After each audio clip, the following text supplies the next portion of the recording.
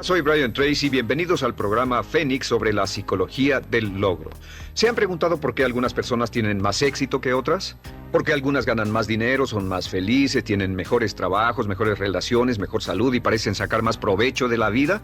Pues cuando yo tenía 15 años, esta pregunta comenzó a inquietarme. He pasado más de 25 años viajando por más de 80 países, trabajando en 30 diferentes trabajos y he invertido un total aproximado de 30,000 horas de estudio para tratar de encontrar la respuesta a por qué algunas personas tienen más éxito que otras. ¿Y saben algo? He descubierto que este es uno de los temas más estudiados del mundo, que hay más información disponible al respecto que en cualquier otra época, que hoy podemos decir con una total confianza que el éxito es tan predecible como que el sol sale por el este y se pone por el oeste. Hoy pueden tener más éxito más rápidamente de lo que habían soñado si hacen dos cosas básicas. Número 1, tomen una decisión que exceda todos sus niveles previos de logros. Tomen la decisión de tener éxito y de lograr sus metas como se las proponga. Y número 2, aprenda cómo. Este curso se diseñó para enseñarle a usted cómo. Lo iniciamos hace varios años y más de 150,000 hombres y mujeres han pasado por él de una forma u otra. Muchos de ellos han dicho que es como tener una flamante oportunidad en la vida. Un caballero nos dijo que era como recibir un cheque en blanco para el futuro. En las próximas horas le enseñaremos las cosas más importantes que se hayan encontrado, que se hayan descubierto y redescubierto, que se remontan a hace 4,000 años en la historia, la ciencia, la religión, la metafísica, la psicología, la filosofía y todos los campos esotéricos de estudio han llegado a la conclusión de la que vamos a hablar en este programa. Si usan solo algunas de las cosas que aprenderán en este programa, pueden mejorar en forma importante sus resultados. Ahora, al estudiar el tema del éxito, debemos hacer a un lado algunos conceptos previos. Hace tiempo yo tenía la idea de que para poder tener éxito uno debía ser especialmente inteligente o tener una excelente educación, debía ser muy bien parecido, tener contactos o tener suerte. He examinado esto totalmente y no existe ninguna correlación entre el éxito y la inteligencia, la educación, la suerte, los contactos y la apariencia. Son útiles en algunos casos, pero no existe una correlación directa. El éxito se basa en otras cosas. Ahora, antes de seguir adelante, déjenme decirles lo que significa éxito. Cuando observamos la diferencia entre los animales y los humanos, vemos que los animales tienen lo que se llama instinto de supervivencia. Los animales trabajan para tener suficiente comida, un lugar donde dormir, donde reproducirse y después hibernan o mueren. Los humanos tienen lo que puede llamarse un instinto de éxito. Un instinto de éxito significa que los humanos son dirigidos internamente hacia el éxito. ¿Qué es tan natural para usted ser una persona de éxito o querer tener éxito como lo es inspirar y expirar? Ese éxito, ese empuje por ser, por tener y por hacer más, por llenar su potencial como ser humano, es una parte absolutamente esencial de su ser. Nunca estamos satisfechos mientras estamos vivos. Siempre queremos tener más, siempre queremos ser más, siempre queremos hacer más. Y por supuesto la pregunta es, ¿por qué tan pocas personas logran cosas en la vida? Hablemos de lo que comprende el instinto del éxito. Ahora he visto esto por años y años y desde mi concepto el éxito puede dividirse y ponerse bajo 7 categorías. Hay 7 ingredientes para el éxito y si se tienen estos 7, todo lo que pueda desearse en la vida puede colocarse bajo ellas. Veamos. Número 1, punto inicial del éxito. Lo más importante dentro de la lista de la historia humana es la paz mental. La paz mental significa que se siente contento, en paz, con relajación interior. Paz mental también significa libertad. Libertad en especial del temor. Libertad del temor, del estrés, de la ansiedad, del deseo, de la carencia, de las emociones negativas, de la culpa, etc.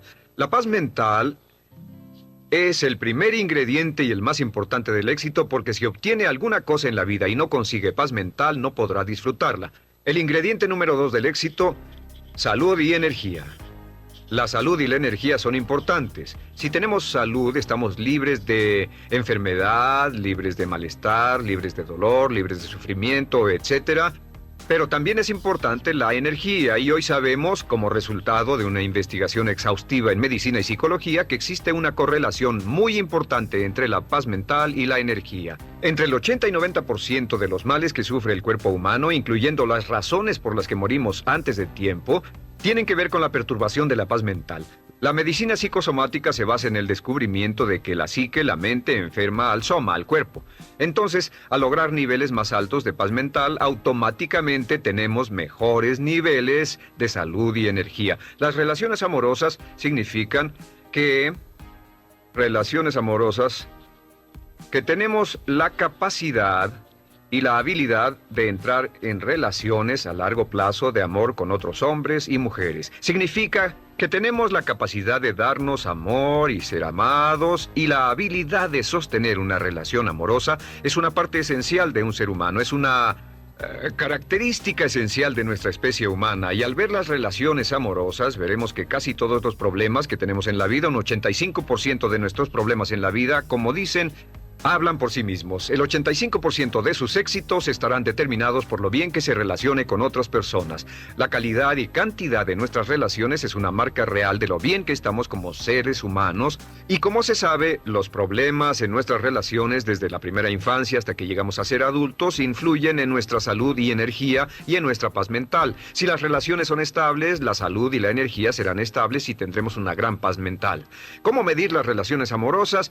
Pues una de las medidas más simples que pueden usarse es simplemente esta, es preguntarse cuánto se ríe con otra persona. Esto es importante. ¿Cuánto se ríe? Porque encontrará que lo primero que entra en una relación feliz y una de las primeras cosas que se va cuando una relación comienza a amargarse es la risa.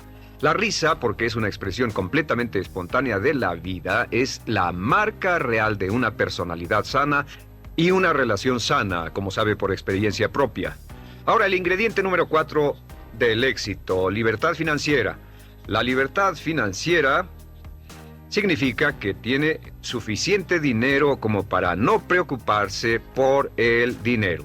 Algunas personas tienen la tendencia de decir, pues el éxito solo es cuestión de dinero y no les interesa el dinero. Pero el hecho real es que el dinero es importante. Se necesita dinero para comprar ropa, libros, para ir a la escuela, pagar atención médica, viajar, tener todas las cosas buenas de la vida. Y cada uno de nosotros, para poder llegar al punto donde sabemos que tenemos la capacidad de ganar dinero suficiente para no preocuparnos más por él, debemos llegar al punto en que podamos pensar en otras cosas, cosas más altas, nuestras relaciones, nuestra salud, el mejoramiento de la mente, la expansión de nuestra vida emocional y espiritual.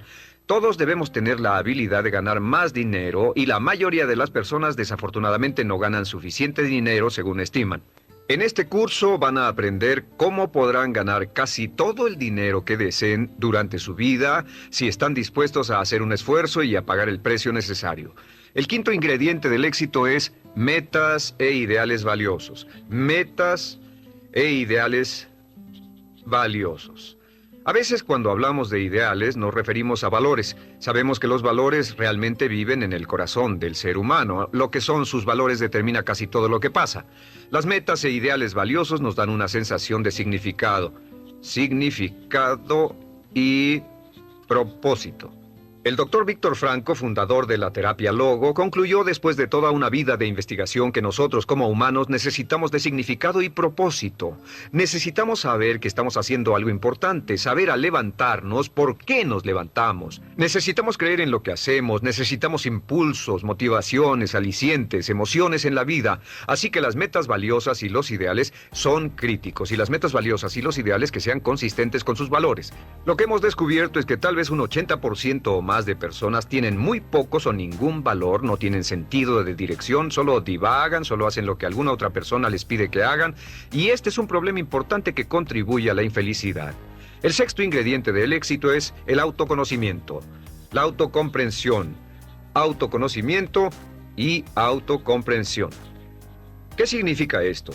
Pues significa que sabe y entiende quién es, por qué hace lo que hace, que lo motiva a vivir, y también significa que es honesto consigo mismo, y significa que tiene el valor y el carácter para enfrentarse honestamente con usted, y eso es muy importante, tiene la honestidad de enfrentar su fortaleza y sus debilidades, tiene la honestidad y la integridad de ver dentro de usted mismo para comprender por qué hace lo que hace. ¿Qué lo hace moverse? Y en este curso, por cierto, vamos a darle una gran cantidad de información de por qué es como es y cómo puede cambiar de manera positiva si no está contento con ello. El séptimo ingrediente del éxito es realmente un resultado y sentido de cumplimiento personal. Es un sentido de cumplimiento personal, lo que Abraham Maslow llamó actualización de uno mismo.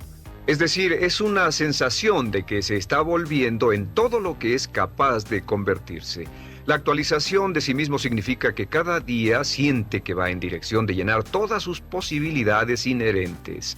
La actualización de sí mismo viene como resultado de tener metas e ideales valiosos, de tener relaciones amorosas, de tener un alto grado de conocimiento y comprensión de sí mismo, lo que genera salud y energía, paz mental, relaciones amorosas, etc. Lo interesante y trágico es que la mayoría de hombres y mujeres de hoy logran tan poco. En una escala del 1 al 10 en términos de potencial humano, la persona promedio está funcionando por debajo de lo que es capaz de lograr. En una escala del 1 al 10, la persona promedio tal vez no alcanza arriba de un 2 o un 3. Un 84% de las personas que trabajan son subempleadas, pues sus trabajos no llenan sus habilidades y su potencial. Un 80% preferiría estar haciendo algo más. En un estudio de matrimonios descubrimos que un 38% de parejas preferirían estar casadas con otra persona.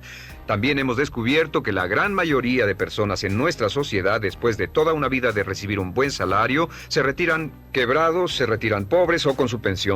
Solo un 1% se enriquecía, solo un 5% se volvía independiente, un 15% tenía algunos ahorros y un 80% dependía de los demás. Los ahorros promedio, los ahorros de toda una vida de una pareja retirada en América o Canadá hoy es menos de $60,000 después de ganar entre $500,000 y $1 millón en una vida laboral promedio.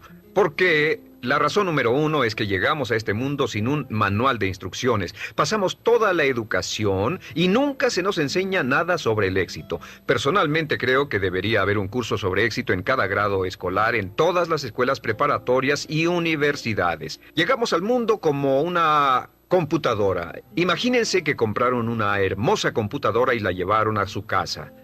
La sacaron de la caja, la conectaron y no tenía manual de instrucciones, así que tuvieron que pensar cómo hacerla funcionar ustedes solos. Imaginen un candado de combinación. Les dieron un bello candado de combinación que está en una caja que contiene todo lo que siempre quisieron, pero no les dieron combinación. Llegamos al mundo sin un manual de instrucciones y pasamos toda la vida tratando de pensar cómo hacer bien las cosas. Pues la clave del éxito es, primero que nada, lo que llamamos C, comprensión. Aprender cómo hacer bien las cosas. Y este curso es un manual de instrucciones hacia el éxito. Sacará más provecho de sí mismo después de este curso de lo que había soñado. El segundo ingrediente es E, que requiere esfuerzo. Hay muchas personas, como ustedes saben, que estudian de por vida, estudian y estudian y estudian, pero nunca hacen el esfuerzo necesario o correcto. El punto medio es el signo de multiplicación. La comprensión multiplicada por el esfuerzo es igual a los resultados. En este curso lo que vamos a hacer es que vamos a aumentar en forma dramática su comprensión, vamos a darle las herramientas para aumentar en forma dramática la eficacia de su esfuerzo para que haga las cosas no solo bien, sino para que haga bien las cosas y va a incrementar en forma dramática todos sus resultados. Muchas personas han tomado este curso y han podido ganar más al año siguiente de lo que habían ganado en los 5 anteriores. Muchas personas han tomado este curso y han podido lograr más progresos en 1 o 2 años de lo que habían logrado en toda su vida. No es raro que una persona tome este curso y duplique o triplique sus ingresos en unas cuantas semanas o unos cuantos meses al aplicar simplemente estos principios. Ahora, ¿estos principios funcionan? Estos principios son la base de todos los éxitos y los logros en la vida adulta. Todo hombre o mujer con éxito los usa hasta cierto punto. Todo hombre o mujer de éxito los practica consciente o inconscientemente. Lo que hemos hecho es que hemos desarrollado estos principios juntos en este curso como un sistema muy parecido a un proceso de aprendizaje de algo. Si desea, tómelo. Si desea, úselo. Si lo aplica sistemáticamente, si lo desea, impleméntelo y trabaje con él de manera consistente, aunque sea por un corto lapso. Y verá cambios absolutamente maravillosos. Yo creo que usted puede tener, ser o hacer lo que quiera en la vida. Puede crecer, expandirse y llenar su potencial. Puede ganar más dinero, puede tener más paz mental, tener más salud y energía, mejores relaciones amorosas. Puede tener seguridad financiera, mayor sentido de logros personales, un pensamiento completo de paz interior, simplemente siguiendo este curso. Le suplico que me acompañe y juntos vamos a explorar todo lo que es capaz de hacer. Juntos usted y yo veremos qué puede ser capaz de lograr en su futuro. Lo que la mente del hombre puede concebir y creer es lo que la mente del hombre puede lograr. Napoleón Hill. El punto inicial del conocimiento de sí mismo es reconocer este hecho maravilloso, que usted es extraordinario, es único. La posibilidad de que exista alguien igual a usted es de más de 50.000 millones a una. En cada parte de su cuerpo, los anatomistas, fisiólogos y doctores han demostrado que la composición de su sangre es diferente a la de cada persona que haya vivido. Sus huellas digitales son diferentes, sus huellas labiales, las huellas de sus orejas, las de sus dedos son diferentes a las de otra persona que haya vivido. Es diferente a todos y el conocimiento de sí mismo comienza aceptando que es un individuo único y especial y que tiene la capacidad de hacer algo maravilloso en su vida. Habiendo dicho eso, también es igual a cualquier otra persona con respecto a ciertos principios básicos. Durante toda la historia de la humanidad, los hombres y mujeres más inteligentes que han vivido han buscado respuestas a la cuestión del dilema humano. ¿Qué pueden hacer las personas para cambiar la calidad de su vida, sus relaciones y además sus resultados? Los grandes filósofos, los grandes metafísicos, los grandes eruditos han pensado en esto a veces durante toda su vida. En nuestro siglo conozco a hombres y mujeres que han pasado 10, 20, 30, 40 y hasta 50 años estudiando el éxito y los logros para averiguar qué reglas y principios generales podemos seguir para tener más éxito. Lo primero con lo que debemos comenzar la base de todo este curso llamado la psicología del logro es esta, que somos unas criaturas mentales. Lo único que nos hace realmente únicos es nuestra mente. Todo lo demás es similar, como decía el dramaturgo Eugene O'Neill, a un cerdo o un caballo. Su mente es lo que lo hace único, su cuerpo solamente transporta su mente. Y así como la electricidad trabaja con las leyes de la electricidad, la física con las leyes de la física, la naturaleza con las leyes de la naturaleza, existen ciertas leyes mentales que determinan todo lo que le pasa a usted.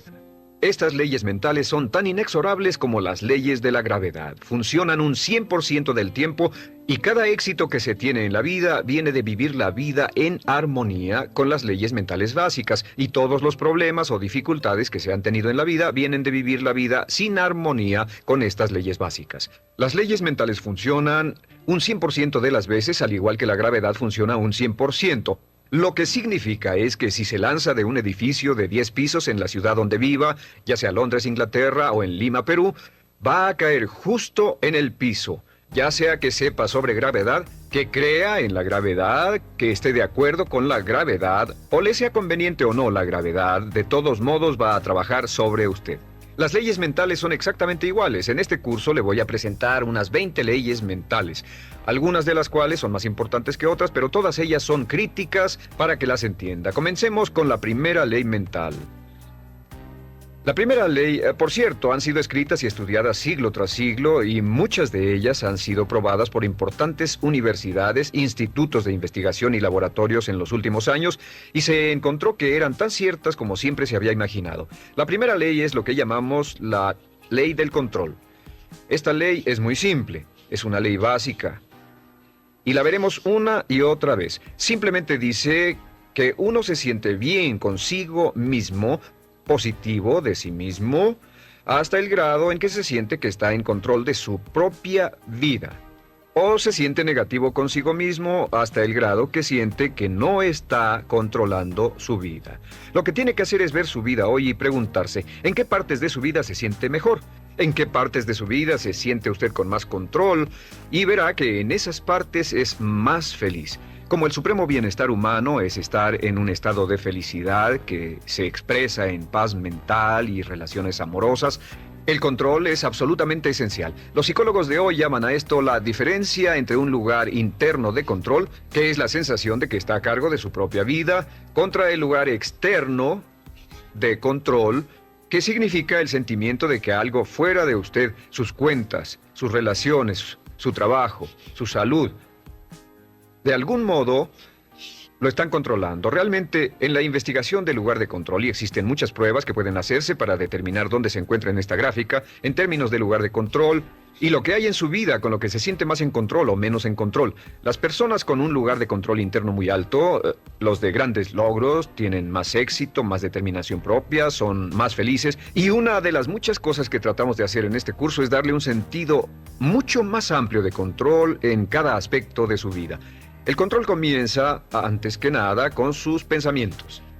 Es muy interesante cómo sus pensamientos, lo que piensa y cómo lo piensa, determinan sus valores, determinan lo que está ocurriendo dentro de usted. Una vez almacenados, sus pensamientos determinan sus sentimientos. La forma en que piensa determina sus sentimientos, si es feliz o infeliz, si tiene miedo o confianza, y sus sentimientos determinan sus acciones. Comenzamos con la ley de control diciendo que la clave del éxito es sentir que usted es el arquitecto de su propio destino, que está detrás del timón de su vida. Está a cargo de su vida al tomar el control pleno y total de sus pensamientos. Sus pensamientos controlarán sus sentimientos sus acciones, y sus acciones, no olvide siempre sus acciones, determinarán su éxito o la falta de él. La ley de control es importante, y opuesta a la ley de control tenemos la llamada ley del accidente. La ley del accidente es en realidad un principio metafísico, solo es una ley como la ley de tráfico, como una ley legal, hasta el grado en el cual vivimos con ella consistentemente. La ley del accidente es con lo que vive un 80% de la población más o menos. La ley del accidente simplemente dice que al fallar en planear, está planeando fallar. Fallar en planear es planear fallar.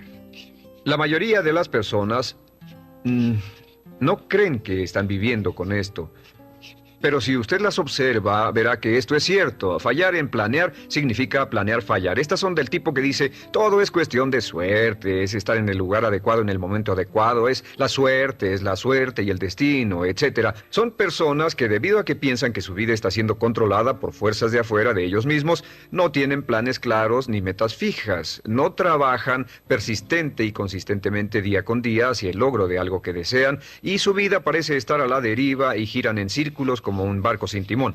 Y una persona que gira como un barco sin timón, que no tiene un plan central, es una persona que tiene muy poco control. Es una persona que en efecto siente que está fuera del control de su vida, como si estuviera cayendo en el espacio sin saber dónde detenerse. Estas personas invariablemente son infelices. La razón por la que las personas son negativas, infelices y están enfermas y frustradas, logran menos en la vida, es porque la mayoría de ellas viven según esta ley del accidente. Y al hacerlo no tienen sentido del control de sus vidas, no tienen sentido de paz interior, no tienen sentido de felicidad, etc. Vamos a mostrarle cómo librarse de la ley del accidente en forma permanente. Y la siguiente ley es la llamada ley de causa y efecto. La ley de causa y efecto dice que para cada efecto en la vida existe una causa específica. Todo lo que pasa en el universo pasa por una razón, nada pasa por accidente. Los fracasos no ocurren por accidente, los éxitos no ocurren por accidente, la felicidad o falta de ella son resultado de causa y efecto en nuestras relaciones. Si quiere tener un efecto en su vida del que desee tener más éxito, más dinero, más felicidad, mejor salud, retroceda hasta la causa y entonces refuerce esa causa. Y si quiere tener menos de algo, menos problemas, menos dificultades, etc., regrese y revise cuál es la causa. Todos los progresos en la vida y en la sociedad humana se generan de identificar las causas de lo que queramos tener más o menos y cambiar las causas. Ahora, la ley de causa y efecto es, por supuesto, la ley de acero del universo. Esta es la ley a la que podemos volver una y otra vez, y muchas de nuestras leyes son paráfrasis de la ley de acero. También se le llama la ley de sembrar y cosechar. Lo que se siembra se cosecha. Pero la ley de acero, la ley de causa y efecto, nos da un sentido completo de control. Si creemos que existe una relación de causa y efecto, que todo pasa por una razón, entonces tenemos una tremenda sensación de control en nuestra vida y podemos identificar las causas y duplicarlas. Podemos hacer de nuestras vidas lo que queramos. La aplicación más importante de la ley de causa y efecto es esta, que los pensamientos son causas y que las condiciones son efectos. Los pensamientos son causas y las condiciones simples efectos. El El punto inicial de todos sus pensamientos sobre algo, sus pensamientos sobre su trabajo, sobre una relación, sobre su salud, sobre su futuro, sus pensamientos se vuelven agentes causales y las condiciones se vuelven efectos. Si desea cambiar cualquiera de las condiciones de su vida, debe cambiar los pensamientos que reciben dichas condiciones, debe cambiar lo que está ocurriendo en su mente.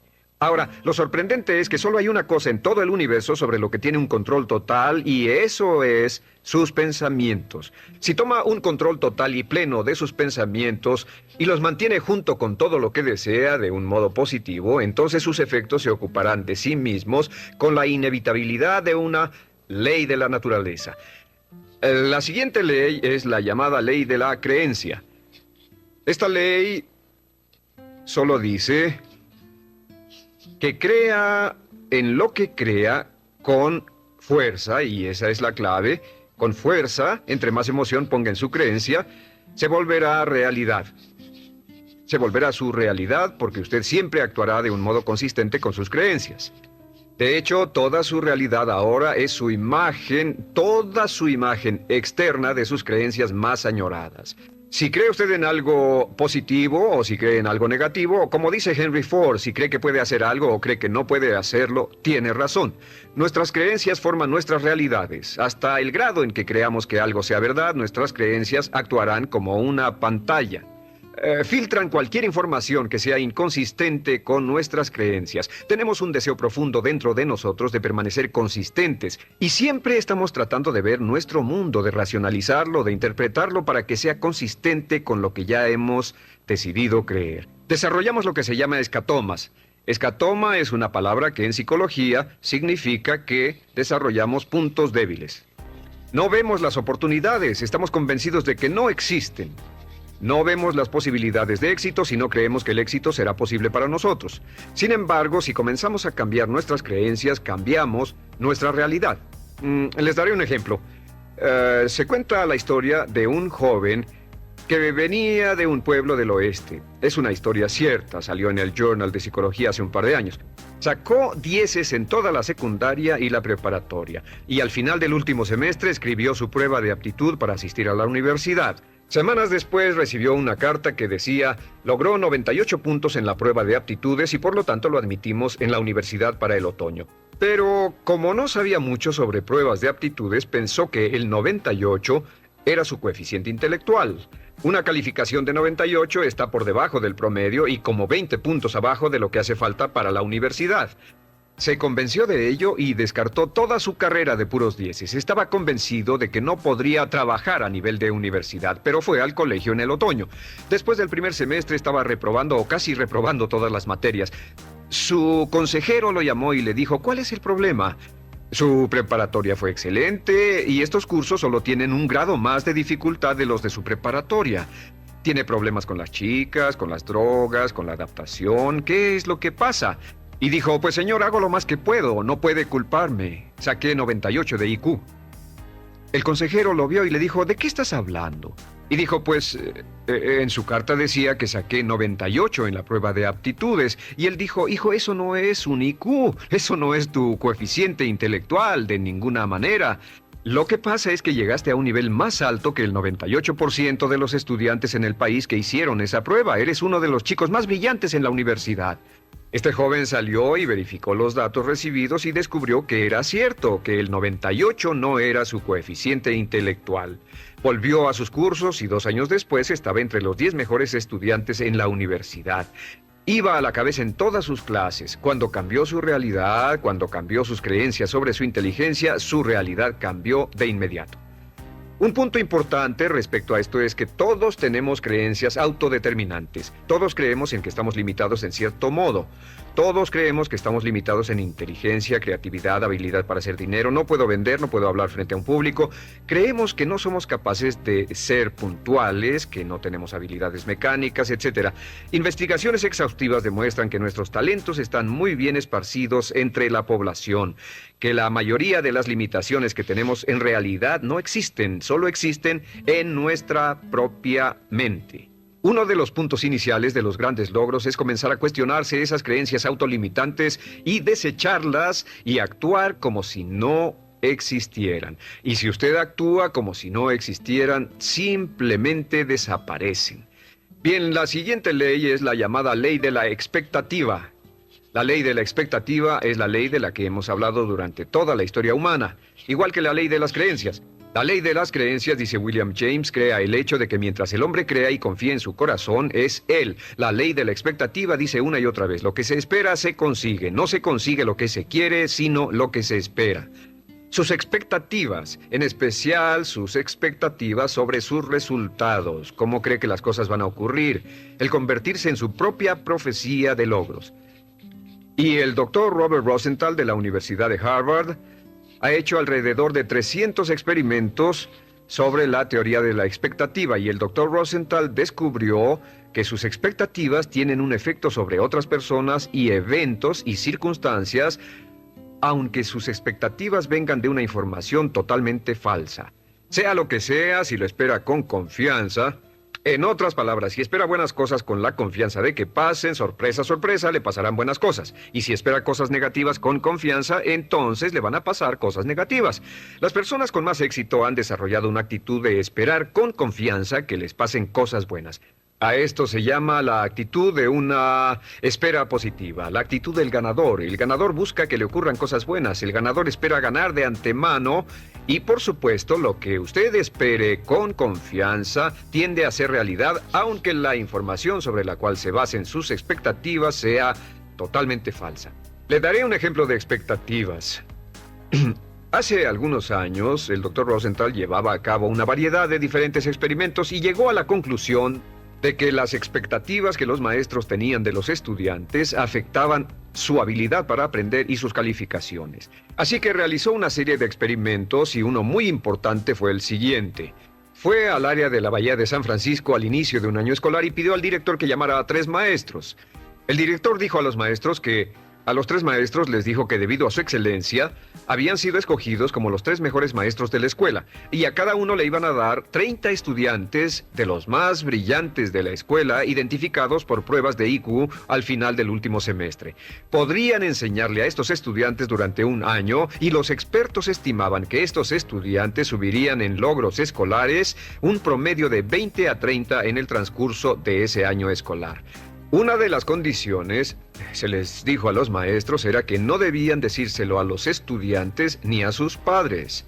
Debían seguir enseñando de la misma forma y las clases serían supervisadas para estar seguros de que enseñaban de la misma forma, pero con la diferencia de que les habían dado a 30 estudiantes brillantes ese año.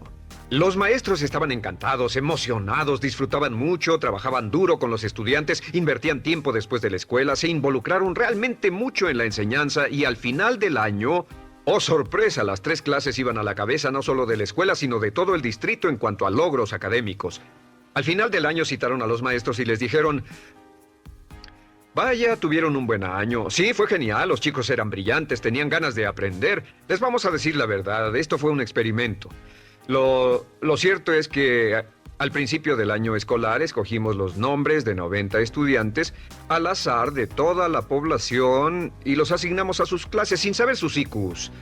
Dijeron, pero es sorprendente cómo pudo pasar que fueran tan buenos. Y luego se miraron entre sí y dijeron, claro, es porque somos los 3 mejores maestros de la escuela. Y les contestaron, pues el otro lado de la historia es que pusimos los nombres de todos los maestros en un sombrero y los suyos fueron los primeros 3 que sacamos. A esto llamamos un doble experimento ciego. Fueron constantes en todo excepto en las expectativas, y la expectativa de los maestros fue explícita. Pensamos que son maestros excelentes.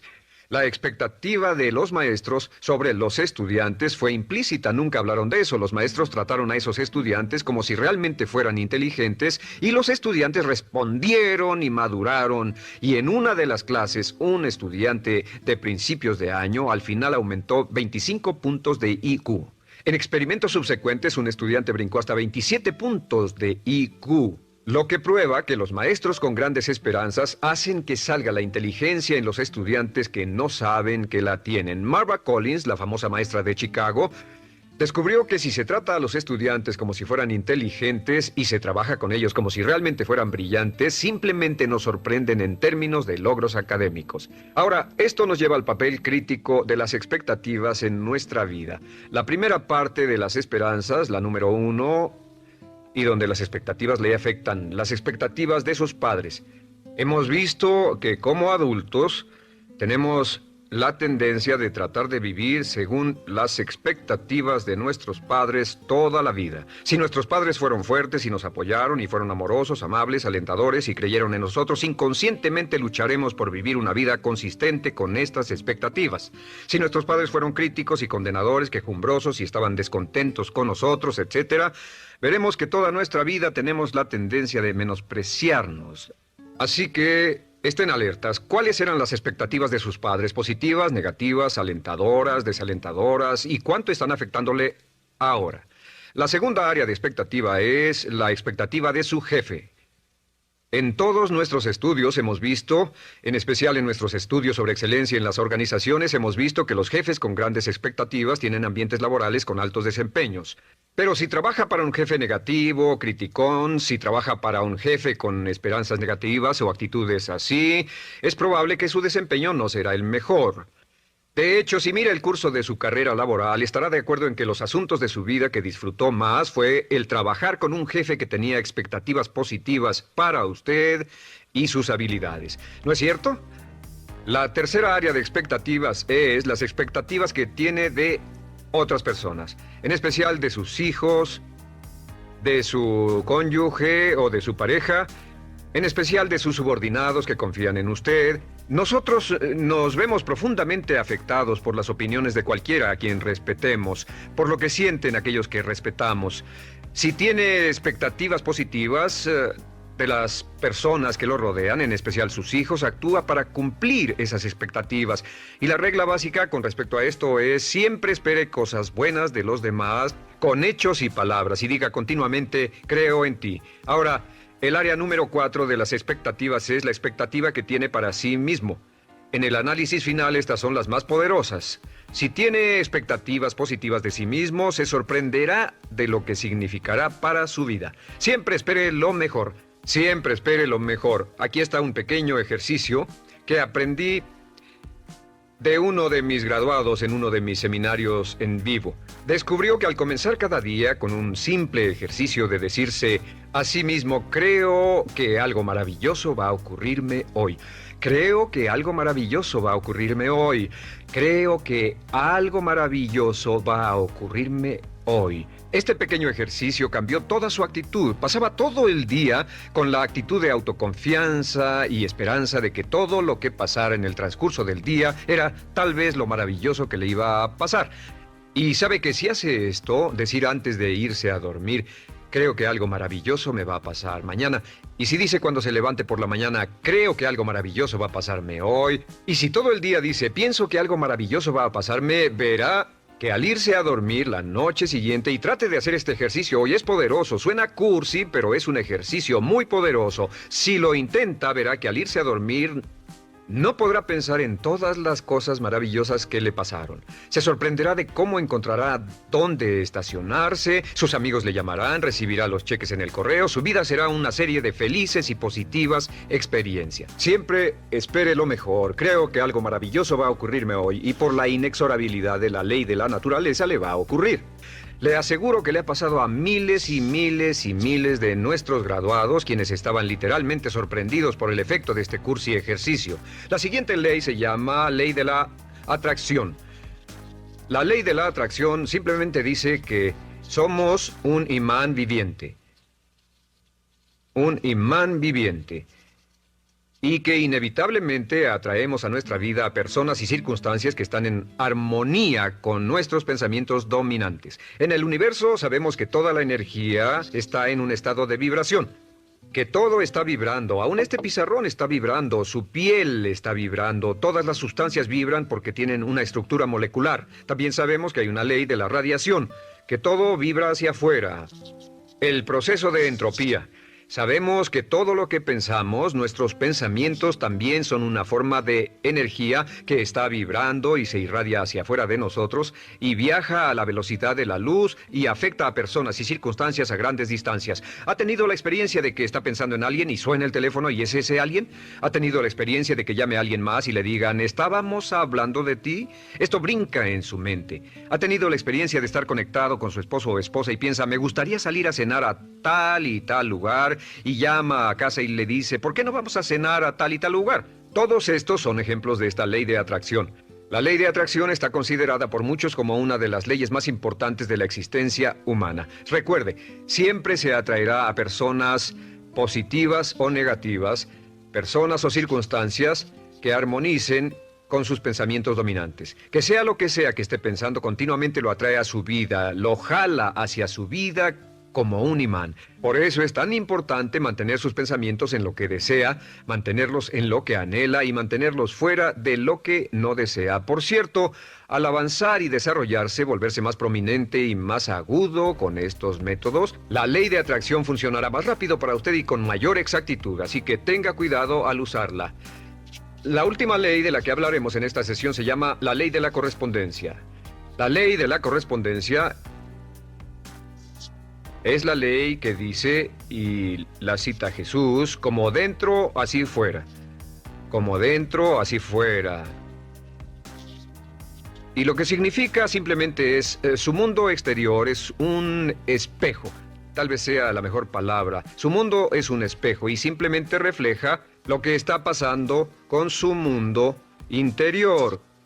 Que su mundo exterior es el resultado de su mundo interior, que lo que está ocurriendo dentro refleja lo que está pasando afuera. Si quiere cambiar su mundo exterior, debe cambiar su mundo interior. Eso significa que usted debe examinar su nivel de salud. Lo que ocurre respecto a su salud física está determinado directamente por lo que ocurre en su mente. Lo que ocurre en sus relaciones es el ejemplo más perfecto porque cuando se siente bien por dentro, sus relaciones fluyen suavemente. Si se siente negativo o estresado dentro, sus relaciones se empobrecen. Las relaciones son el reflejo, espejo, imagen de la calidad de su propia personalidad. Puede decir cuán saludable es su personalidad viendo las relaciones a su alrededor. Su riqueza es algo muy importante. El nivel de riqueza financiera, el nivel de comodidad que tenga, está en relación directa con lo que tiene en mente en términos de pensamiento y preparación para lograr riqueza y afluencia. Si desea tener más éxito fuera, necesita tener más éxito dentro.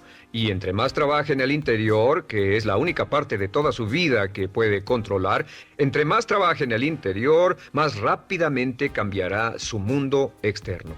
El gran error en la vida y la razón por la que muchos son infelices es porque la mayoría trata de cambiar el mundo externo que no pueden controlar y dejan el mundo interno abandonado. Es como si tratara de hacer que un automóvil corriera mejor lavando su carrocería, puliendo su exterior y cambiando los neumáticos. Debe ponerse a trabajar en los asuntos internos. Al cambiar su mente, al cambiar lo que ocurre dentro, cambia lo que ocurre fuera. ¿Está claro? Hace muchos años, Conant Nightingale, el gran filósofo de éxito, despertó a medianoche con una cita que cambió su vida y la vida de millones más y que se amolda a todas estas leyes de las que estamos hablando. Simplemente es esto: nos convertimos en lo que pensamos. Nos convertimos en lo que pensamos. Como lo único que puede controlar es su pensamiento, si cambia lo que está pensando sobre usted, comenzará a cambiar su realidad. Si cambia lo que espera, si cambia lo que cree, si cambia sus pensamientos predominantes, si cambia sus trabajos internos, comenzará a traer hacia la vida personas, circunstancias, eventos, oportunidades, y con todo esto cambian sus pensamientos. La razón por la que las personas no tienen éxito es porque piensan en fracasos o fallas. Otra línea que es muy importante es: todas las causas son mentales. Vivimos en un universo mental. Todas las causas son mentales. Si desea cambiar su universo, debe cambiar su mentalidad. Y esto nos lleva a la línea más importante de todas. Simplemente es esta, la escribiré por acá. Si cambia su modo de pensar, cambia su pensamiento y cambia su vida.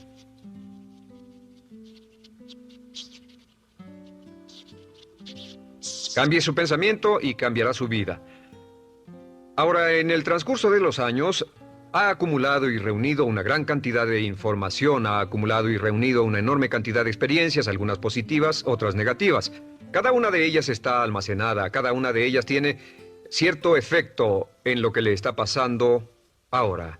Y al avanzar en este curso, le enseñaremos de manera sistemática cómo puede cambiar sus pensamientos y llevarlos a una correlación perfecta dentro con el tipo de vida exitosa, feliz, dinámica, vital y llena de alegría que desea usted tener en el exterior. Lo que la mente de un hombre puede concebir y creer es lo que la mente de un hombre puede lograr. Hablando de potencial humano, ¿alguna vez se han preguntado a qué se debe la gran disparidad de resultados y desempeño entre una persona y otra? Una persona que percibe $250,000 anuales no es 10 veces más astuta ni mejor que una persona que percibe $25,000 anuales. ¿Por qué la diferencia de 10 veces sus ingresos? Y si tomamos a una persona que percibe $2,5 millones al año, ¿será esa persona 100 veces mejor, más astuta que la persona que gana $250,000? Imposible. En un estudio reciente de coeficiente intelectual probaron a 1,000 personas de una cierta población y llegaron a la conclusión de que la mejor persona entre los 1,000 solo era 2,5 veces más astuta que la persona de menor coeficiente intelectual. Solo 2,5 veces la disparidad, y tal vez eso sea con toda la población. ¿A qué supone que se debe la diferencia? Al hablar de potencial humano, llegamos a una fórmula que deduje hace algunos años. Tal vez eso lo explique un poco. La fórmula comienza con lo que llamamos AI, o sea, atributos innatos, las cualidades, la inteligencia, la habilidad, el temperamento, cosas con las que se nace que no pueden cambiarse mucho. Además de los atributos adquiridos. Estos atributos son muy importantes, son su educación, su capacitación, sus capacidades, su experiencia, conocimiento, sabiduría, etc., multiplicado por A, que es su actitud, es igual al potencial humano individual o al desempeño humano individual o resultados individuales humanos. Ahora, de estos tres, los atributos innatos se traen desde el nacimiento. Los adquiridos pueden cambiarse, pero se necesita cierto tiempo para ello, aunque a veces cambiamos muy rápidamente. Cierta información valiosa puede cambiar dramáticamente su eficacia, pero las actitudes pueden aumentarse o disminuirse dramáticamente en segundos. Cada vez que mejoramos nuestra actitud, multiplicamos todas nuestras capacidades. Una actitud ha sido llamada acertadamente el lenguaje más importante del ser humano, la palabra más importante del idioma en el humano. Todo lo que hacemos en la vida, según un estudio en Harvard entre estudiantes ejecutivos, será en un 85% de actitudes. Un 85% de su éxito estará determinado por su actitud. Eso significa que está determinado por cuán positivo o cuánta actitud mental positiva se tenga. Las personas con actitudes mentales positivas tienden a avanzar más rápidamente, se mueven hacia la cima en organizaciones valiosas, ganan más dinero, sacan más satisfacción de la vida. Una actitud mental positiva no significa que baile por las calles y arroje flores. Solo significa que tome una actitud constructiva en general o se aproxime hacia su trabajo, su vida, sus problemas, relaciones, etc. Según el informe Cox de las empresas americanas, según la revista Success, un 85% o más de todo lo que se logra se debe a la actitud. Y la pregunta es, ¿de dónde vienen las actitudes? Las actitudes vienen de las expectativas. Muy simple, ya hablamos de eso. Y una forma muy poderosa de mejorar su actitud instantáneamente es decir, aunque no lo crea, pienso que algo maravilloso va a ocurrirme hoy. Como dijimos antes, nuestras expectativas sobre los desenlaces determinan nuestra actitud. Si espera que las cosas salgan bien, tendrá una actitud positiva. Si espera que salgan mal, tendrá una actitud negativa.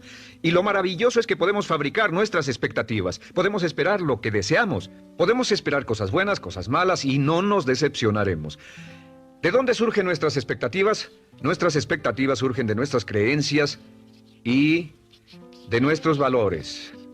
Son el centro de los factores motivacionales de nuestra personalidad, nuestras creencias, y esto nos conduce a un entendimiento del potencial humano. Significa básicamente que nuestra actitud es una expresión externa de lo que está ocurriendo internamente, y esto es consistente con las leyes mentales.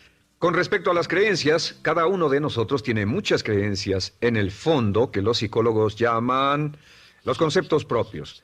El concepto propio, o su descubrimiento, es considerado por muchos como el logro único y más importante para comprender el desempeño humano en el siglo XX. Yo estoy de acuerdo.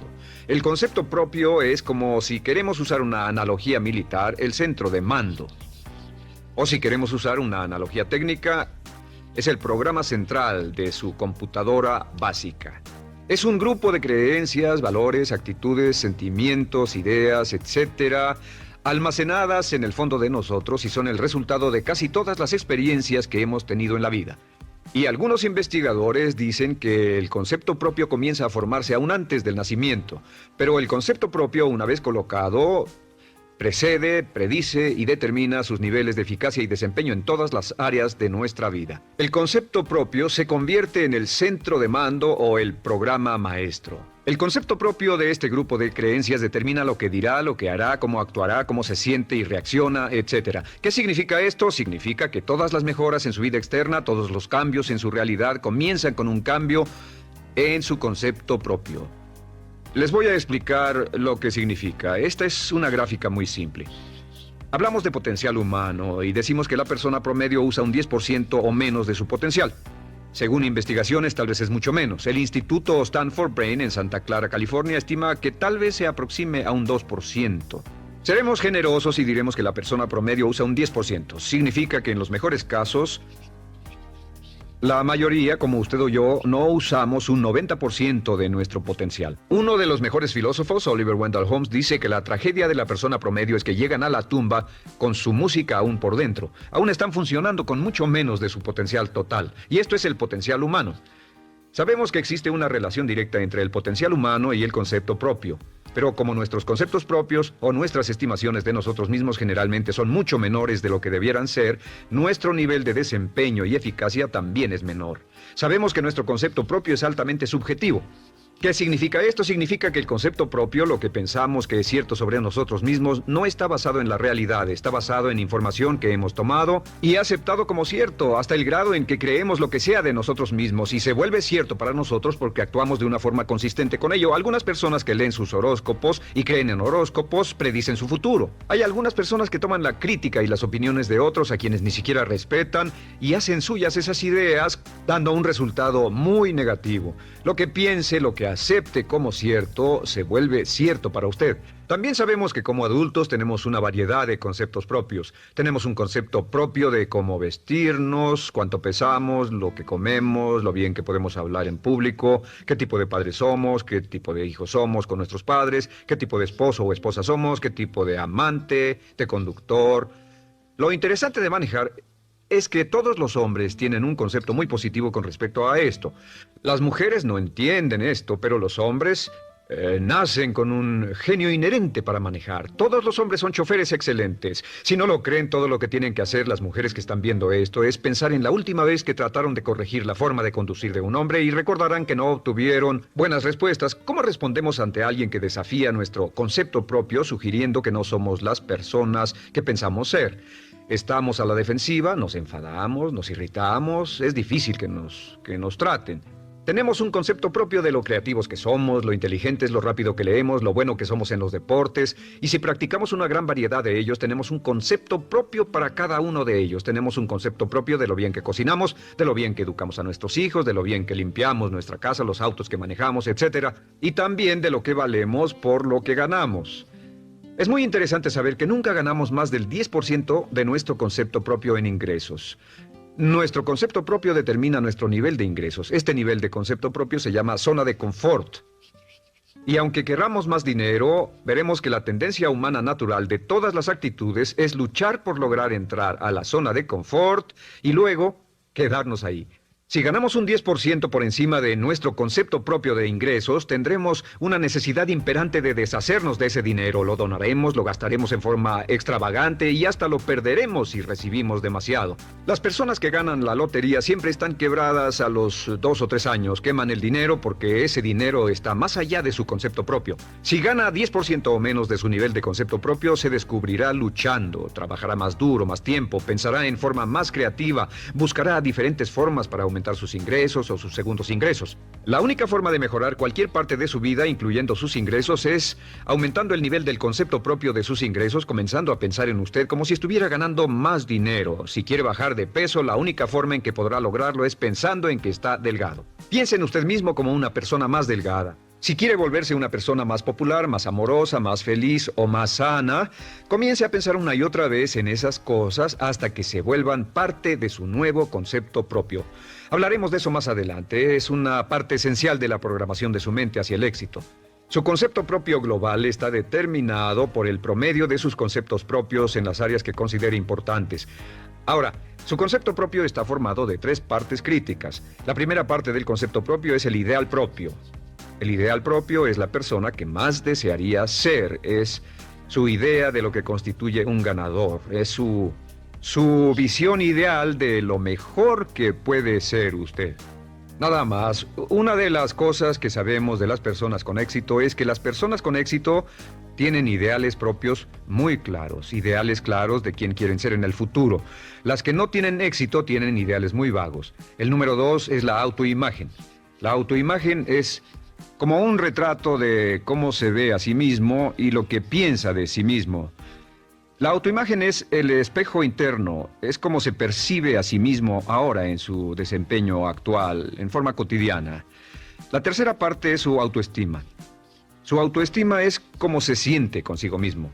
Cómo se siente consigo mismo es la fuerza motriz, el motor, la fuerza poderosa dentro de su subconsciente. Es la fuerza de energía dentro de su concepto propio y determina casi todo lo que le pasa.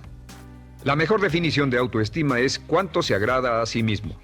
Cuánto se agrada a sí mismo como esposo, cuánto se agrada a sí mismo como empleado, cuánto se agrada a sí mismo como jefe, como inversionista, como orador profesional, como atleta, etc. Según se agrade a sí mismo, su nivel de autoestima, su sentimiento emocional global respecto a cualquier área de su vida, determina su desempeño y su eficacia en dicha área. Lo sorprendente es que se convierte en lo que piensa, su concepto propio es maleable, su autoestima puede formarse repitiendo una y otra vez, me agrada mi persona, me agrada mi persona, me agrada mi persona. Me agrada mi persona, me agrada mi persona, me agrada mi persona. Entre más se repita, me agrada mi persona, me agrada mi persona. Entre más lo repita una y otra vez, más crecerá su autoestima y entre más crezca su autoestima, más crecerá su concepto propio global. Cuando crezca su concepto propio global, su desempeño será mejor en todo lo demás que emprenda.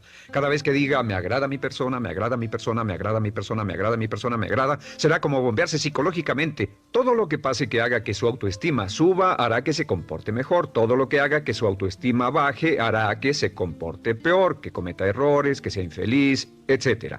Un punto crítico de agradarse a sí mismo, sobre autoestima y agradarse a sí mismo, es que, número 1, nunca puede querer a nadie más de lo que se quiere a sí mismo.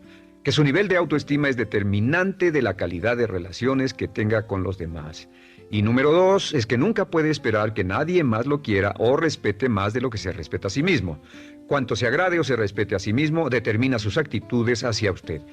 Todas las escuelas de psicología actualmente están de acuerdo en el hecho de que depende de lo que usted realmente se quiera y se respete a sí mismo como un ser humano valioso e importante, tiene efecto sobre todo lo que le pase. Cuánto se agrade a sí mismo y lo que puede hacer es mejorar su autoestima diciendo me agrada mi persona, me agrada mi persona, me agrada mi persona, me agrada mi persona. Y esto nos lleva a la pregunta, ¿de dónde viene el concepto de autoestima? Y descubrimos que el concepto propio es maleable, puesto que no nace con este concepto propio, no nace con ninguna idea sobre sí mismo, no nace con autoimagen ni autoestima, nace en cierto modo como potencial propio. Es la mejor forma de plantearlo. La persona promedio llega al mundo como potencial puro. Y no tiene el concepto propio de que todo lo que es ahora, todo sentimiento que tiene, toda actitud o valor, tuvo que aprenderlo en el transcurso de su vida. También sabemos que el niño llega al mundo con una necesidad imperante de amor y contacto. Y como una gran cantidad de investigaciones lo indican, necesitamos mucho amor y contacto durante toda nuestra vida, pero en especial durante nuestros años de formación, porque de niños aprendemos quiénes somos, cuánto valemos, si somos importantes, inteligentes, amorosos, chistosos. Ah, todo esto lo aprendemos por la forma en que nuestros padres nos tratan. Si nuestros padres, nuestros parientes, tíos o tías, en especial nuestros padres, nos tratan como si fuéramos realmente importantes, crecemos pensando que somos realmente importantes, pero si nuestros padres no lo hacen, pasa algo más. Sabemos que los primeros años de vida son los más importantes para el desarrollo del concepto propio, que un niño comienza a partir de cero. El niño nace sin saber quién es él o ella. Son sumamente valiosos el primero, segundo, tercero, cuarto y quinto años de vida. Algunos psicólogos pensaban que eran los 5 primeros años, pero ahora dicen que son los 3 primeros años. En sus 3 primeros años de vida el niño aprende quién es y dicen que si se les da suficiente cantidad y buena calidad de amor en los 3 a 5 primeros años, los prepara usted de por vida. Los coloca en una base sólida de autoestima y confianza en sí mismos, valor e importancia realmente. Existe una relación directa entre la calidad y la cantidad de amor y el desarrollo de una personalidad sana. Entre más amor, amor incondicional, reciba un niño en sus años formativos, más fuerte será la base de su personalidad. El reverso de la educación es que casi todos los problemas de psicosis, neurosis, perturbaciones de la personalidad y problemas de comportamiento surgen de los problemas que se tengan con el concepto propio. Ahora observemos a los adultos. Aquí está nuestra personalidad adulta. Si nos observamos, podemos llegar a reparar nuestras bases, por así decirlo, repitiéndonos una y otra vez: me agrada mi persona, me agrada mi persona, me agrada mi persona, y llevamos ese concreto reparador hacia la base de nuestra personalidad. Los niños necesitan el amor como las rosas necesitan la lluvia. Los niños que carecen de amor a menudo mueren por escasez de amor. Es una enfermedad llamada marisma. Ahora, ¿qué más sabemos sobre los niños? Sabemos que los niños llegan al mundo con 2 atributos notables. El primero es que no sienten temor. Los niños nacen sin temores. No temen a nada excepto a caerse y a los ruidos fuertes. Y esto se expresa en sus actitudes: yo puedo. Los niños llegan al mundo pensando que pueden hacer cualquier cosa, y quien haya criado a un niño hasta la edad de 3, 4 o 5 años sabe que debe pasar esos primeros años evitando que se maten, porque son como pilotos japoneses, porque no le tienen miedo a nada. Su segundo atributo es que llegan al mundo totalmente espontáneos. Dicen lo que quieren, hacen lo que quieren, son totalmente desinhibidos. Totalmente. Ellos no temen hacer nada de lo que desean, y esto se expresa en su actitud: no quiero. No tengo que hacerlo. Si ha tratado de controlar a un niño, lo habrá visto. Lo primero que dicen cuando comienza a darle órdenes, lo primero que aprenden es: no tengo que hacerlo. Claro, a veces cambiamos sus mentes de una u otra forma, pero estos son los 2 atributos con los que los niños llegan al mundo. Llegan al mundo sin temores y desinhibidos. ¿Qué significa esto? Significa que nuestro derecho innato natural es no ser temerosos y ser desinhibidos. Y solo cuando podemos crear la misma situación en nuestra vida adulta, cuando no tememos y somos desinhibidos, nos sentimos a gusto con nosotros mismos. Las mejores organizaciones, las mejores compañías son las que crean un ambiente donde nos sentimos sin temores y sin reservas para ser nosotros mismos y para hacer lo mejor de nosotros. Al crecer descubrimos que los niños aprenden de 2 maneras. La primera es por imitación.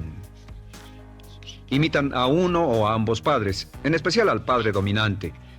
Algunas veces el padre dominante cambiará cuando crezca el niño, y a veces los niños imitan al padre, a veces a la madre, pero aprenden por imitación. Muchas características y hábitos que tenemos como adultos los aprendimos de nuestros padres. ¿Alguna vez ha tenido la ocasión de gritarle o reñirle a uno de sus hijos? Verá que le dice las mismas cosas que le dijo su padre a usted cuando era niño. Así que imitamos. A veces imitamos su caminar, a veces su forma de hablar, a veces imitamos sus valores, sus creencias, etc. Aunque esos valores y esas creencias no tengan ningún valor. ¿Por qué? Porque nuestros padres eran así cuando nosotros éramos niños. La segunda forma en que aprendemos es pasando de la incomodidad, lo que no se siente bien, hacia la comodidad. Freud llamó a esto el principio del placer. O sea que nos movemos hacia aquello que nos hace sentir cómodos, lo que nos da placer, lo que nos hace sentir bien con nosotros. Nos movemos de la incomodidad hacia la comodidad. Así es como aprendemos a no mojar el pañal, por ejemplo. Sabemos que no es agradable caminar con popó o pipí en nuestros pañales. Vemos lo que hacen nuestros padres, vemos lo que nuestros parientes hacen y decimos: estas personas no hacen lo que yo. Así aprendemos a caminar y lo demás. Así que de la incomodidad hacia la comodidad. Durante toda nuestra vida, por cierto, así es como aprendemos. Imitamos leyendo lo que otras personas hacen, estudiando libros y en el trabajo, imitamos cuando vamos a la escuela y hacemos lo que nos da resultados positivos, lo que nos da refuerzos positivos y hacemos cada vez menos las cosas que nos causan incomodidad o dolor. Ahora, muy temprano en la vida, como equivocación o como resultado de una equivocación que los padres cometen en la crianza, los niños comienzan a aprender hábitos y patrones negativos. Los patrones y hábitos negativos tienen sus raíces principalmente en la crítica destructiva. La crítica destructiva comienza muy temprano en la vida, a veces en los primeros meses.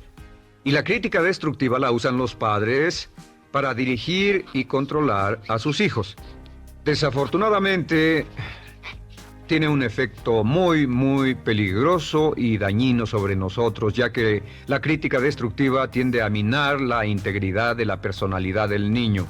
Muchos de nosotros, incluyéndome a mí y a muchos de ustedes, nos hemos visto minados y heridos por la crítica destructiva más que todas las guerras en la historia. Ahora, como resultado de la crítica destructiva, comenzamos a desarrollar hábitos y patrones negativos. Los patrones de hábitos negativos son respuestas condicionadas hacia los estímulos.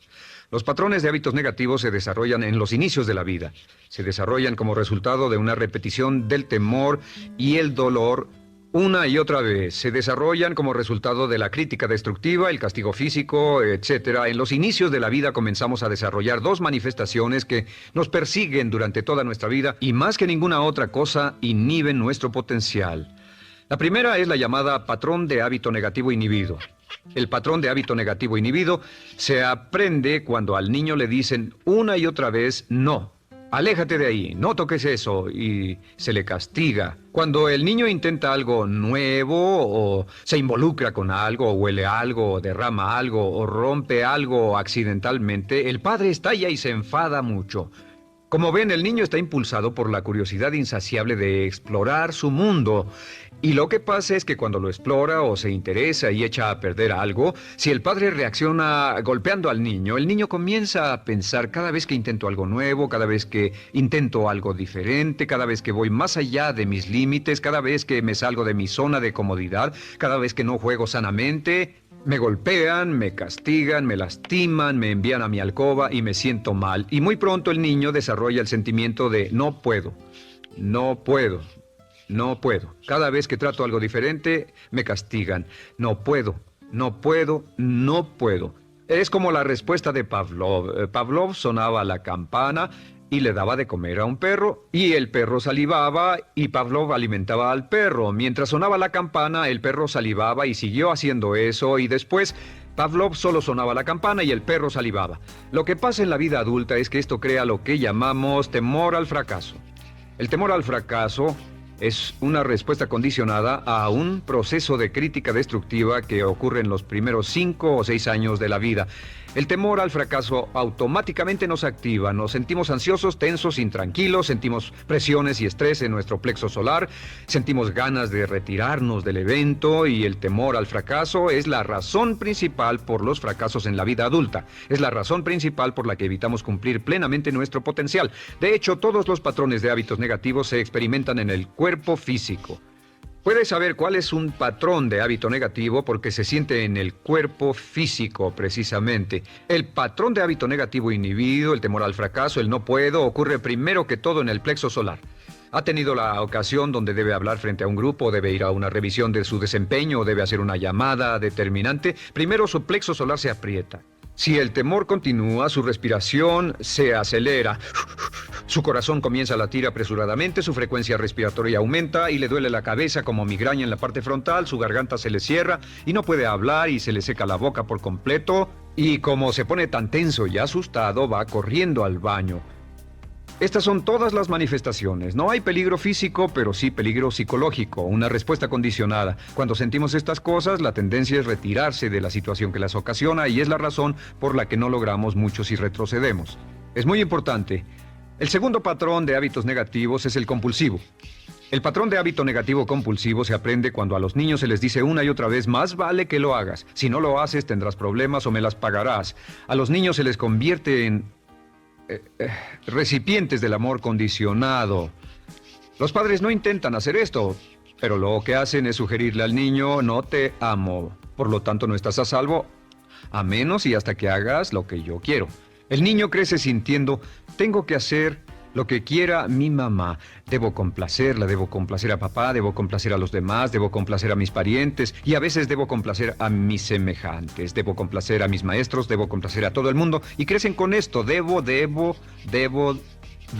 No puedo hacer lo que quiero hacer, debo hacer lo que complace a las demás personas. Este patrón de hábito negativo muy temprano en la vida se traduce en el temor al rechazo.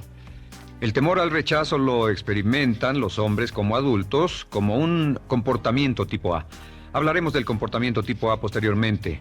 El comportamiento tipo A es una necesidad compulsiva o excesivamente compulsiva de complacer de algún modo a alguien sin normas de comportamiento, prácticamente sin pensarlo. El temor al rechazo nos impulsa, nos hace muy sensibles a las necesidades de los demás. Hacemos cosas que otras personas quieren, no hacemos lo que nosotros queremos. Siempre estamos tratando de complacer a los demás, tenemos preocupaciones o nos importan las opiniones, sentimientos y actitudes de otros hasta el punto donde ocultamos nuestras necesidades.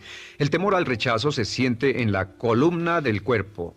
Se divide el cuerpo a la mitad y se siente hacia abajo en la mitad posterior del cuerpo. El primer lugar donde comienza a sentirse el temor al rechazo es generalmente en los hombros y el cuello. Nos sentimos entumidos, duros, tensos. Cuando tenemos mucho que hacer sentiremos un estrés tremendo en la columna. Los músculos se estiran en la parte posterior. A veces se manifestará como flebitis y venas varicosas y a menudo nos darán dolores de cabeza en la parte posterior de esta porque las arterias carótidas que llevan la sangre hasta la cabeza, los músculos a su alrededor se contraen y la cantidad de sangre que fluye hacia la cabeza fluye más lentamente y se siente un terrible dolor de cabeza en la parte posterior. Estos dos temores, los patrones de hábitos negativos compulsivos, el compulsivo y el inhibitorio, son resultado de la crítica destructiva, el gran destructor de la personalidad que nos persigue durante toda la vida.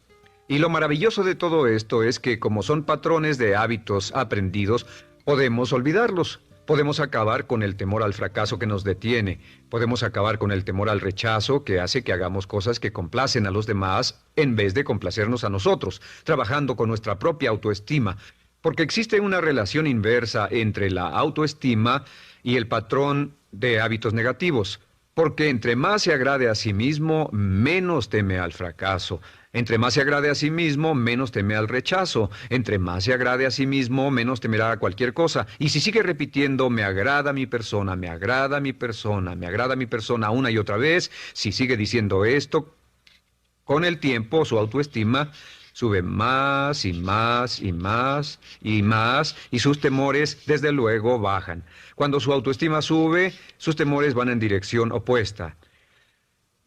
Ahora, ¿cómo enfrentar la crítica destructiva si debe criticar a otras personas? Pues eso es muy simple. Muchos padres nos han preguntado eso. ¿Cómo se controla a los niños? Una de las claves para controlar a los niños es dirigirlos para que hagan algo constructivo en lugar de hacer algo destructivo. Otra cosa que debe recordarse es que lo que quiere hacer es que quiere dar una crítica informativa, crítica constructiva, lo que significa que se les dice a los niños lo que pueden hacer o a los adultos lo que pueden hacer mejor. Todo el propósito de dar retroalimentación de cualquier tipo es mejorar el desempeño. Si es padre o si es jefe o si es una persona en una relación, si una persona está haciendo algo malo o inadecuado, todo el propósito de darles cualquier tipo de retroalimentación es para que puedan hacerlo mejor. Sin embargo, existe una relación directa entre la autoestima y la crítica destructiva. Cada vez que se critica a una persona, su autoestima baja. Y cada vez que su autoestima baja, su habilidad para desempeñarse baja. Si critica a una persona en forma destructiva demasiado tiempo, llegará a un punto donde no intentarán nada. Se convierte en lo que llamamos hipersensible. Un adulto hipersensible es aquel que no puede aceptar críticas de nadie. Un adulto hipersensible es una persona que está muy tensa, ansiosa, si siquiera sugiere que no está haciendo lo correcto. Si trata con un adulto hipersensible, la clave es sentarlo y recordar 4 cosas. Número 1, comenzar con alabanzas. Número 2, proteja la autoestima de la persona a toda costa. Número 3, discuta el desempeño y no a la persona. Hable del comportamiento más que de la persona. Y número 4 es enfocarse hacia el futuro en vez de en el pasado. Enfóquese hacia lo que va a hacerse en forma diferente en el futuro en vez de lo que pasó en el pasado. ¿Por qué? Una razón muy simple, porque una persona no puede controlar el pasado. Al no poder controlar el pasado, cualquier crítica de lo que han hecho en el pasado les da un estrés tremendo y frustración. Así que, en resumen, la clave del éxito en la vida es una actitud mental positiva. Una actitud mental positiva se basa en expectativas de éxito, de una serie de expectativas positivas. Esa serie de expectativas positivas se basa en sus creencias y en su concepto de sí mismo. El centro de su concepto propio que determina su eficacia en la vida es su autoestima, y su autoestima se mide por cuanto se valore a sí mismo. Las dos cosas que nos frenan más que nada son el temor al fracaso y el temor al rechazo.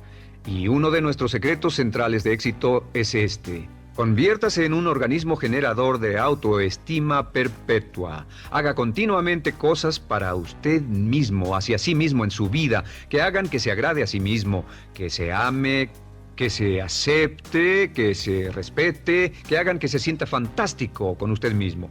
Si es un jefe o un padre, no olvide que la clave para el máximo desempeño en su hogar y en su trabajo es hacer que las personas se sientan maravillosamente consigo mismas. Entre mejor se sienta consigo mismo y más se agrade, más probable será que logre que las personas a su alrededor lo quieran, lo acepten, lo respeten, se respeten. Con el fin de desencadenar todo su potencial, es esencial que entienda la relación entre la mente consciente y la mente subconsciente. Se han escrito miles de libros sobre el tema, existen complejidades tremendas, existen referencias al consciente y subconsciente, en especial al subconsciente a través de toda la historia humana. Al subconsciente a menudo se le llama la central de fuerza de su ser, y vamos a hablar de cómo afecta a usted más a su subconsciente al estudiar este programa. Comencemos hablando sobre la relación entre las dos mentes y qué puede hacerse para comenzar a controlar y a cambiar el programa dentro de la mente subconsciente. La mente consciente y la subconsciente están bellamente diseñadas, son un diseño maestro, si saben a qué me refiero, puesto que tienen funciones muy diferentes y trabajan perfectamente en armonía entre ellas. Tal vez una forma de ilustrarlo sería decir que la mente consciente es esta y la mente subconsciente es esta. De hecho, la mente consciente hace como un 10% del pensamiento responsable, alrededor del 10% de su alerta consciente, y la mente subconsciente efectúa al menos un 90% o más. Cuando hablamos de potencial humano y de activar el potencial humano, significa desencadenar la gran capacidad de poder del subconsciente. ¿Qué hace la mente consciente? La mente consciente tiene ciertas funciones específicas. Primero que nada, la mente consciente es subjetiva. La mente consciente puede ver al mundo claramente, por así decirlo, con claridad y pensar en ello analíticamente, en forma objetiva, sin emociones. En segundo lugar, la mente objetiva, la mente consciente, es racional y además es discriminatoria. Estas son tres de sus cualidades. En otras palabras, puede discernir las diferencias entre la verdad y la falsedad. Es como la parte matemática o no emocional del cerebro. La mente consciente tiene 4 funciones. La primera función es, la mente consciente identifica los datos que llegan. Y los datos que llegan pueden venir de una gran variedad de fuentes. Pueden ser pensamientos que se tengan o pueden ser cosas que le están pasando en el mundo exterior. Así que digamos que camina por la calle. Camina por la calle y oye el sonido de un automóvil. Sus ojos inmediatamente se mueven a la derecha para ver qué es el sonido e identificar qué es. Cuando ve el automóvil, automáticamente relaciona ese sonido con el auto. Lo segundo que hace la mente consciente es que compara a ese automóvil en movimiento con todos los demás automóviles en movimiento que haya visto. Y si vive en una gran ciudad como Nueva York, verá un auto y comparará ese automóvil en movimiento con otros autos. Ha visto 100,000, tal vez millones de autos moverse y sus reflejos son muy, muy agudos. Si vive en un país que no tiene muchos automóviles, es factible que cuando vea un vehículo en movimiento, sus reflejos serán muy, muy lentos. La comparación se hace, por decirlo así, inspeccionando rápidamente en el subconsciente y verificando toda experiencia previa que haya tenido con autos en movimiento. Al hacer esto, al hacer la comparación, instantáneamente logra usted una respuesta. Realmente se dice que las funciones subconscientes son alrededor de 30,000 veces la velocidad de la mente consciente. Puede echar un solo vistazo, oír un ruido o pensar un pensamiento con la mente consciente e instantáneamente desencadenará una reacción que tal vez tomaría una gran cantidad de horas de evaluación si tuviera que hacerlo conscientemente. La tercera función de la mente consciente es que analiza. Una vez que tiene una respuesta de su comparación, analiza la situación. Camina usted por la calle, escucha el sonido del motor automotriz, mira hacia la derecha, ve al carro dirigirse hacia usted. Su comparación le dice que se mueve a una velocidad de 80 kilómetros por hora y que estará donde usted está en un segundo, a menos que se mueva. Así que ahora lo analiza y dice, ¿qué debo hacer? ¿Debo moverme o no? La respuesta es sí, lo que hace es que se mueve, y esto nos lleva a la cuarta función de la mente consciente, que es decidir. La mente consciente decide qué hacer después del análisis. Dice sí o no. La mente consciente funciona como una computadora binaria. Siempre dice sí o no a la información que llega. La mente consciente solo puede tener un pensamiento a la vez. Y esto es sorprendente, como van a ver, es en realidad una estructura brillante. Así que camina por la calle, oye el sonido, mira hacia la derecha, ve el auto moverse.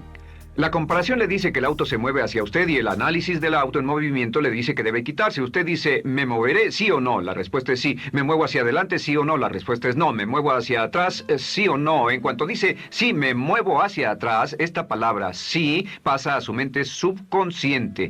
La mente subconsciente al instante desencadena todos los nervios, a todas las sinapsis, a todos los tejidos para que pueda moverse hacia atrás y quitarse de ahí. No debe quedarse sentado y pensar, ¿debo mover primero el pie derecho o primero el izquierdo?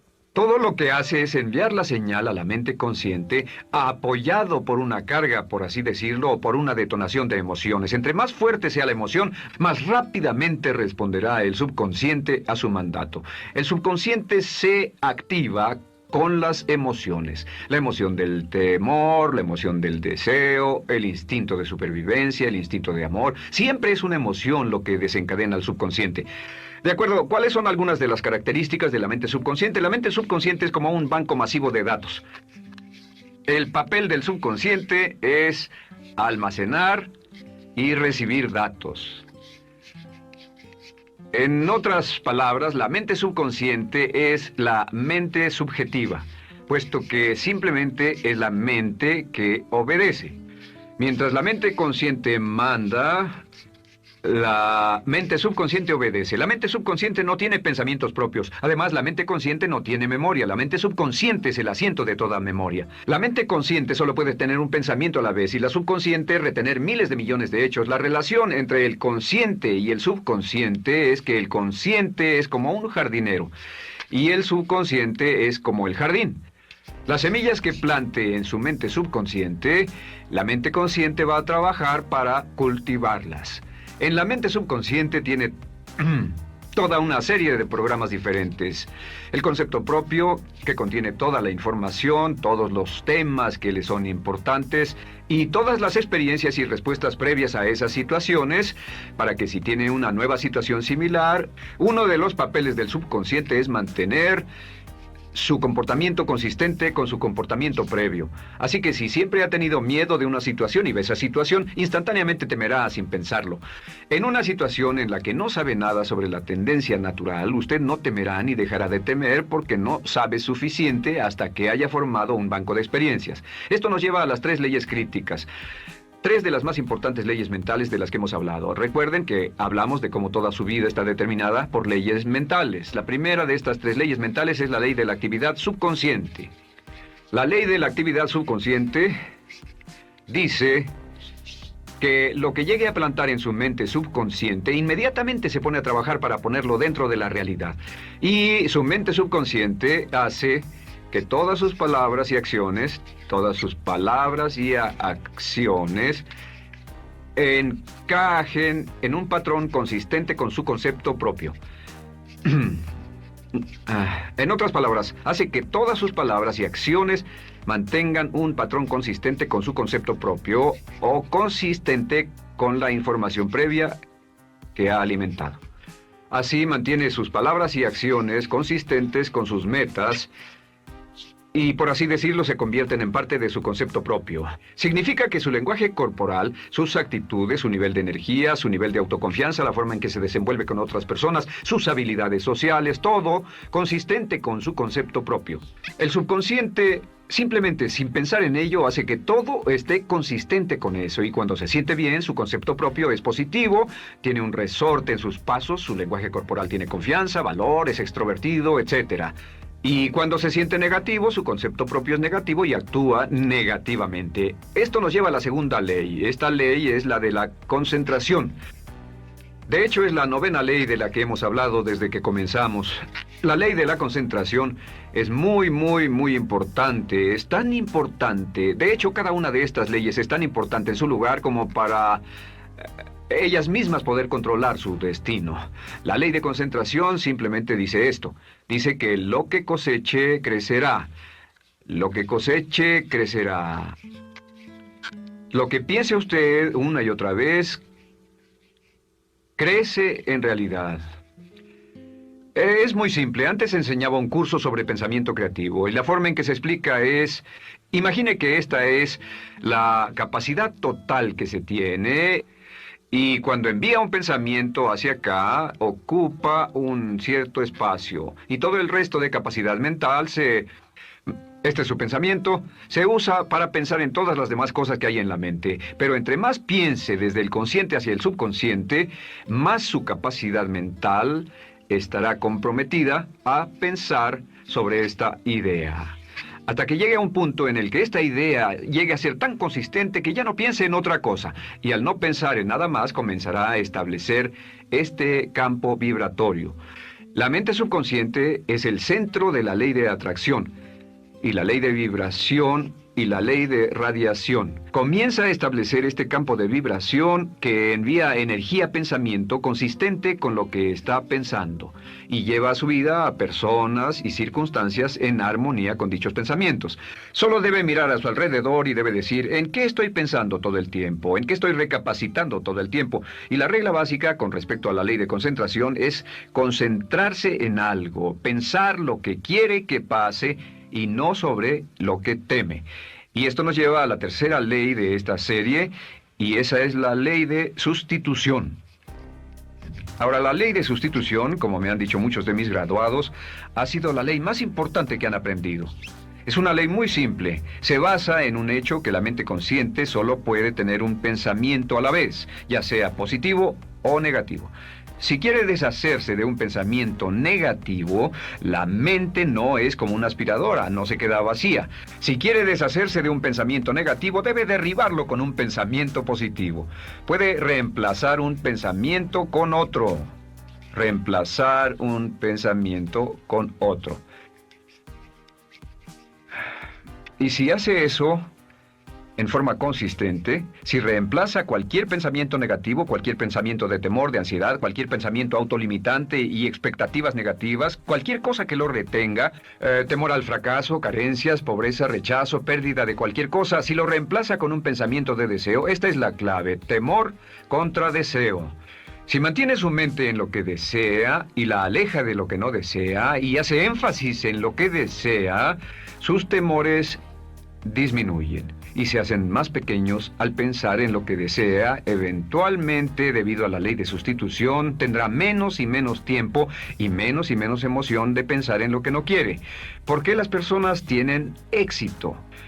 Simplemente por esto. En la Biblia se dice: a aquel que tiene se le dará más, y a aquel que no tiene, aquello que no tiene se le quitará. Lo que significa simplemente es esto: los ricos se hacen más ricos y los pobres más pobres, y es porque los ricos piensan en riqueza y en bienestar todo el tiempo. ¿Y en qué piensan los pobres? Los pobres piensan en carencias, pérdidas y limitaciones, peligro, temor, fracaso, todo el tiempo. Así que si quiere desencadenar su potencial, si quiere ir directo a las estrellas, debe usar la ley de sustitución y mantener la mente en lo que desea. Use la ley de concentración para luchar continuamente por los resultados que desea. Esté centrado en soluciones y no centrado en problemas, centrado en las metas y no centrado en las leyes. Y la ley de la actividad subconsciente ajustará sus palabras, sus acciones, sus sentimientos, sus emociones y todo hasta el punto donde entrarán en su vida las personas y circunstancias que armonizarán con ello. Ahora, ¿cuál es la cosa más poderosa que puede hacer? Simplemente es esto. El éxito comienza cuando se toma un control a propósito y sistemático del contenido de su mente consciente. Control a propósito y sistemático del contenido de su mente consciente. Todo vuelve a la ley de control. Hablamos de ella al principio. El control a propósito y sistemático se acepta mejor diciendo una y otra vez, me agrada mi persona. Me agrada mi persona, me agrada mi persona, me agrada mi persona. Y cuando repite me agrada mi persona, o mejor aún, me amo a mí mismo una y otra vez, lleva esto a su mente subconsciente más y piensa de sí mismo en términos positivos. Cada vez más desecha pensamientos de inferioridad, negatividad, temor, fracaso, rechazo, etc. Y más programa los datos previos en su computadora subconsciente que es consistente con una alta autoestima, eficacia personal y un desempeño personal excelente.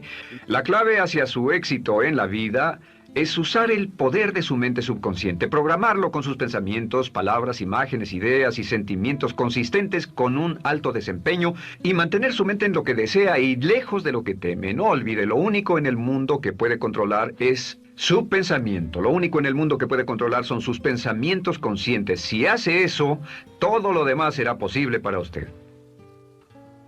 La vida será en gran medida lo que nosotros hagamos de ella. Samuel Smiles.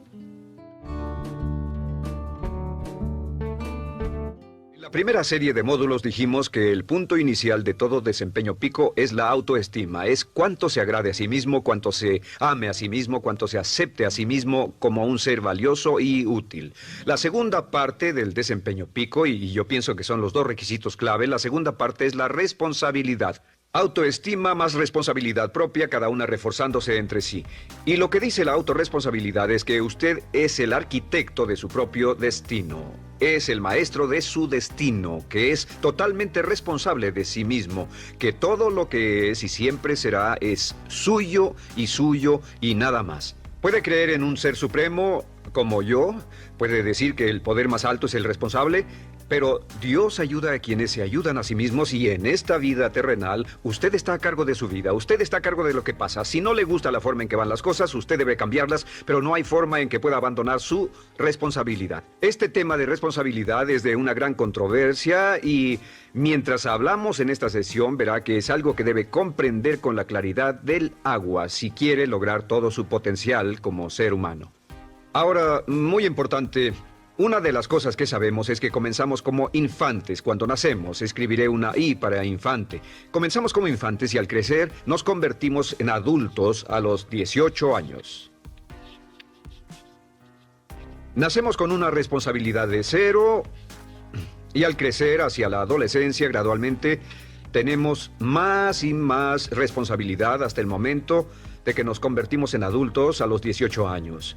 Si nuestros padres nos han criado adecuadamente, si nos han preparado, si nos han alentado a confiar en nosotros mismos, si nos han alentado a tomar nuestras propias decisiones y pensar por nosotros mismos y planear nuestras vidas. A los 18 años, legal, psicológica, moral, mental, físicamente hablando y todo lo demás, estamos listos para tomar una vida propia. Pero si nuestros padres no nos han preparado como adultos para una total responsabilidad, no importa la edad de 18 años y de ahí en adelante, somos un 100% responsables por el resto de nuestra vida. Nunca podemos evitar las responsabilidades. Por el resto de nuestra vida, todo lo que nos pasa es nuestra responsabilidad total y sin perdón. El lema de la persona realmente responsable es, si debe ser, será por mí. O sea, como decía Henry Ford, nunca te quejes y nunca explicarás. Nunca te quejes, nunca explicarás. O sea que si no le gusta cómo están las cosas, usted es quien debe cambiarlas. Y si no está dispuesto a tomar las decisiones para cambiarlas, entonces no se queje de ellas. Nada más, acéptelas. Los hombres de verdad y las mujeres de verdad no se quejan de las dificultades de la vida, solo las aceptan como lo que son o hacen algo al respecto o simplemente no se quejan. Así debe ser, es mi responsabilidad, es su responsabilidad. Es una de las cosas más difíciles de entender porque cuando somos niños somos totalmente dependientes. Somos totalmente dependientes y nos desarrollamos con patrones de imitación o respuestas condicionadas y buscamos la razón por la que las cosas suceden fuera de nosotros. Al convertirnos en adultos, si no tenemos cuidado, aún mantendremos esta dependencia y desearemos lo que se llama pseudoseguridad de la niñez. Esa época de la niñez cuando alguien se ocupó de nosotros, esa época de la niñez en que nos alimentaban, nos vestían, se ocupaban de nuestra casa, de nuestra escuela y todo lo demás. No teníamos que preocuparnos por nada porque ellos se ocupaban. Al crecer vamos a la escuela y las personas de la escuela se ocupan de las cosas y si no tenemos cuidado llegamos al mundo laboral y también serán ellos. Siempre es alguien más fuera de nosotros mismos quien es el responsable de nosotros. Algo de lo que hablaré después es la idea del autodesarrollo. La mayoría de las personas, como se han educado en el sistema de escuelas públicas, ya adultos piensan que es responsabilidad de la escuela continuar con su educación y si nadie les ayuda a continuar con ella simplemente no lo hacen. Hay otro punto y es la diferencia entre la madurez y la inmadurez. Este es un ejemplo muy simple. Imaginen que este es el transcurso de su vida desde la infancia hasta la adolescencia. Todo el mundo llega a esta etapa tarde o temprano y cuando llegan a este acantilado, a este gran cañón, este es el lado de la inmadurez, es el lado de la niñez. Es el lado en el que dependemos de otros y buscamos en los demás nuestras respuestas y nuestras soluciones. Buscamos fuera de nosotros mismos. En este punto llegamos a la orilla del cañón. En la orilla de este cañón buscamos en la tierra de la madurez, la tierra de la adolescencia y cada uno de nosotros debe tomar una decisión para brincar, dar un gran salto de ser un niño a ser un adulto. A veces esto es obligado y a veces pasa de una forma evolutiva. Pero tarde o temprano debemos tomar la decisión para aceptar el hecho de que estamos a cargo de nuestra vida, somos los arquitectos de nuestro destino y después seguir adelante. ¿Qué hacen muchas personas? Desafortunadamente lo que hace la mayoría es que se estancan en este punto. Se funden en un matrimonio donde alguien más se encarga de ellos, aceptan trabajos donde esperan que sus jefes se ocupen de ellos, etc. O simplemente evitan la responsabilidad buscando la causa de todo lo que pasa en su vida en otras personas y en otras circunstancias. Es su estructura, su salud, la forma en que los trataron, sus padres, etc. Ellos no son responsables. Por otra parte, a veces deciden tomar cierta responsabilidad, pero no demasiada, que equivale a tratar de brincar por el cañón en 2 brincos. ¿Y dónde acaba la gran mayoría de las personas? Desafortunadamente es en el valle de las excusas. La gran mayoría de las personas pasa su vida en el valle de las excusas, poniendo pretextos en vez de lograr progresos.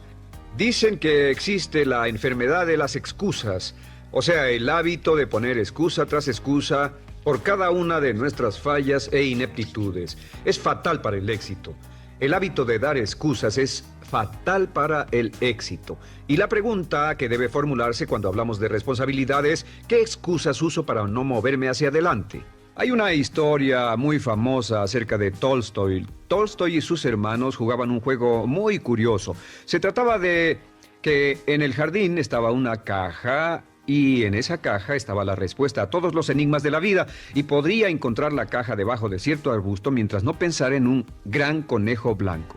Mientras no pensara en ese gran conejo blanco, ni siquiera lo tuviera en la imaginación, podría encontrar la respuesta a todos los misterios de la vida. Por supuesto, nadie nunca encontró la caja, ni nadie nunca encontró la respuesta al misterio de la vida, porque no podían dejar de pensar en el conejo blanco. La pregunta que debe hacerse es, ¿cuál es su gran conejo blanco? ¿En qué es en lo que piensa? ¿Cuál es la excusa que llega a su mente cuando piensa en algo que podría hacer o conseguir? Un trabajo nuevo, un nuevo desafío, una oportunidad, cambiar algo en la vida con lo que no está feliz. ¿Cuál es su conejo blanco? ¿Cuál es la excusa que surge en su mente? Dirá, pues no puedo hacer eso porque, o sí lo sé, pero, quisiera, pero.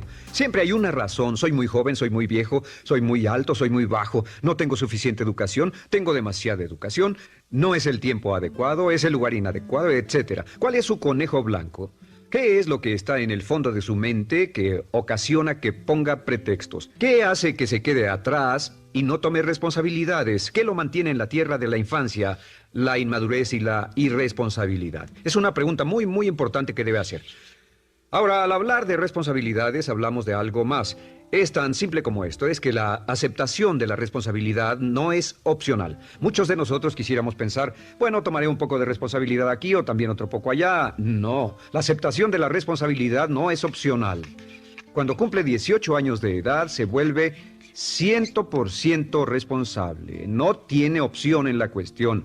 Realmente hay algunas cosas en la vida sobre las que se tiene opción, pero en esto no tiene ninguna. Es obligatorio. Es obligatorio si quiere cumplir su potencial. Si quiere convertirse en todo en lo que puede convertirse, debe aceptar la responsabilidad total de las circunstancias, de los cambios, de tomar las decisiones difíciles que sean necesarias. Si tomamos la palabra responsabilidad, sabemos que podemos dividirla en dos palabras, respons y habilidad. Y una de las cosas que he aprendido al estudiar historia es que toda la vida es una serie de retos, dificultades, problemas, obstáculos, desafíos que enfrentar. Y la diferencia entre los ganadores y los perdedores no es la diferencia en los problemas, porque todo el mundo tiene problemas. Y la mayoría, muchas personas, tienen más y mayores problemas de los que usted y yo hayamos soñado. La diferencia en la vida, la diferencia entre los ganadores y los perdedores es la respuesta a los problemas. Hace muchos años, un hombre llamado Oswald Spengler escribió un libro en el que hablaba de lo que llamamos la teoría del desafío-respuesta. La teoría del desafío-respuesta simplemente es que las civilizaciones crecen y se deterioran al grado en que enfrentan los desafíos en forma efectiva y responden igual. Una sociedad pequeña comienza pequeña y casi invariablemente se verá desafiada por un enemigo externo o la naturaleza o el clima o algo así. Si la sociedad responde de una forma positiva y constructiva al desafío, la sociedad crece. Al crecer desencadena más desafíos, dificultades, y si responde a ellas de manera eficaz, crece un poco más. Oswald Spengler estudió a los 21 grandes imperios de la civilización humana y descubrió que cada uno de ellos seguía este ciclo. Mientras la civilización seguía creciendo con los desafíos, se hacía cada vez más fuerte. La razón por la que esta analogía es tan importante es que nosotros como seres humanos somos exactamente iguales. Nosotros también crecemos al grado en que respondamos con eficacia, al grado en que aceptemos los desafíos que la vida nos depara, sin poner pretextos. Cuando vemos a los grandes hombres y mujeres de la historia como Albert Schweitzer, Winston Churchill, George Washington, Abraham Lincoln o Franklin Delano Roosevelt, los vemos y descubrimos que son las personas que enfrentaron los desafíos de su época. Si desea usted ser capaz de enfrentar los grandes desafíos, lo que debe hacer es comenzar en una base cotidiana a enfrentar pequeños desafíos. Significa que sin importar lo que pase, acepta el desafío, acepta la responsabilidad, rechaza las excusas y sigue usted adelante. Ahora, hay tres áreas en la vida moderna, de las que debe estar muy consciente. La primera es el área política. Si mira alrededor, verá que hay muchas cosas que impulsa el gobierno. El gobierno es responsable y lo hacen responsable. Lo que las personas quieren es que el gobierno sea sus padres. Quieren que el gobierno los proteja, que se ocupe de ellos. Entre más vote por los políticos para que hagan las cosas, más control les otorga usted. Entienda, nunca puede evitar su responsabilidad, solo puede evitar el control. ¿Cómo otorga el control? Les da el control cuando vota por ellos para que gasten el dinero, regulen más su empresa, les dé más de sus ingresos, etc. La segunda área, déjenme terminar esto, el deseo del estatismo, el colectivismo, el socialismo. El gobierno grande está de algún modo haciendo que el gobierno sea responsable de los desafíos de nuestras vidas. Ahora, la segunda área donde esto prevalece es en el sistema de justicia. Verá que la característica de todos los delincuentes es que rehúsan aceptar la responsabilidad de sus delitos. Siempre fue alguien más o algo más, siempre fue su niñez, su historia previa o el otro sujeto. La única forma en que esta situación cambia es cuando aceptan la responsabilidad de los delitos que han cometido y dicen, yo hice esto, nadie me obligó a hacerlo, soy responsable, y dejan de volver a la cárcel. La tercera área es la medicina. Hoy sabemos que casi todos nuestros problemas en medicina son de origen psicológico o nos echamos la culpa de las cosas. El americano o el canadiense promedio pesa de 10 a 20 libras de más. En medicina esperamos que el doctor sea el responsable.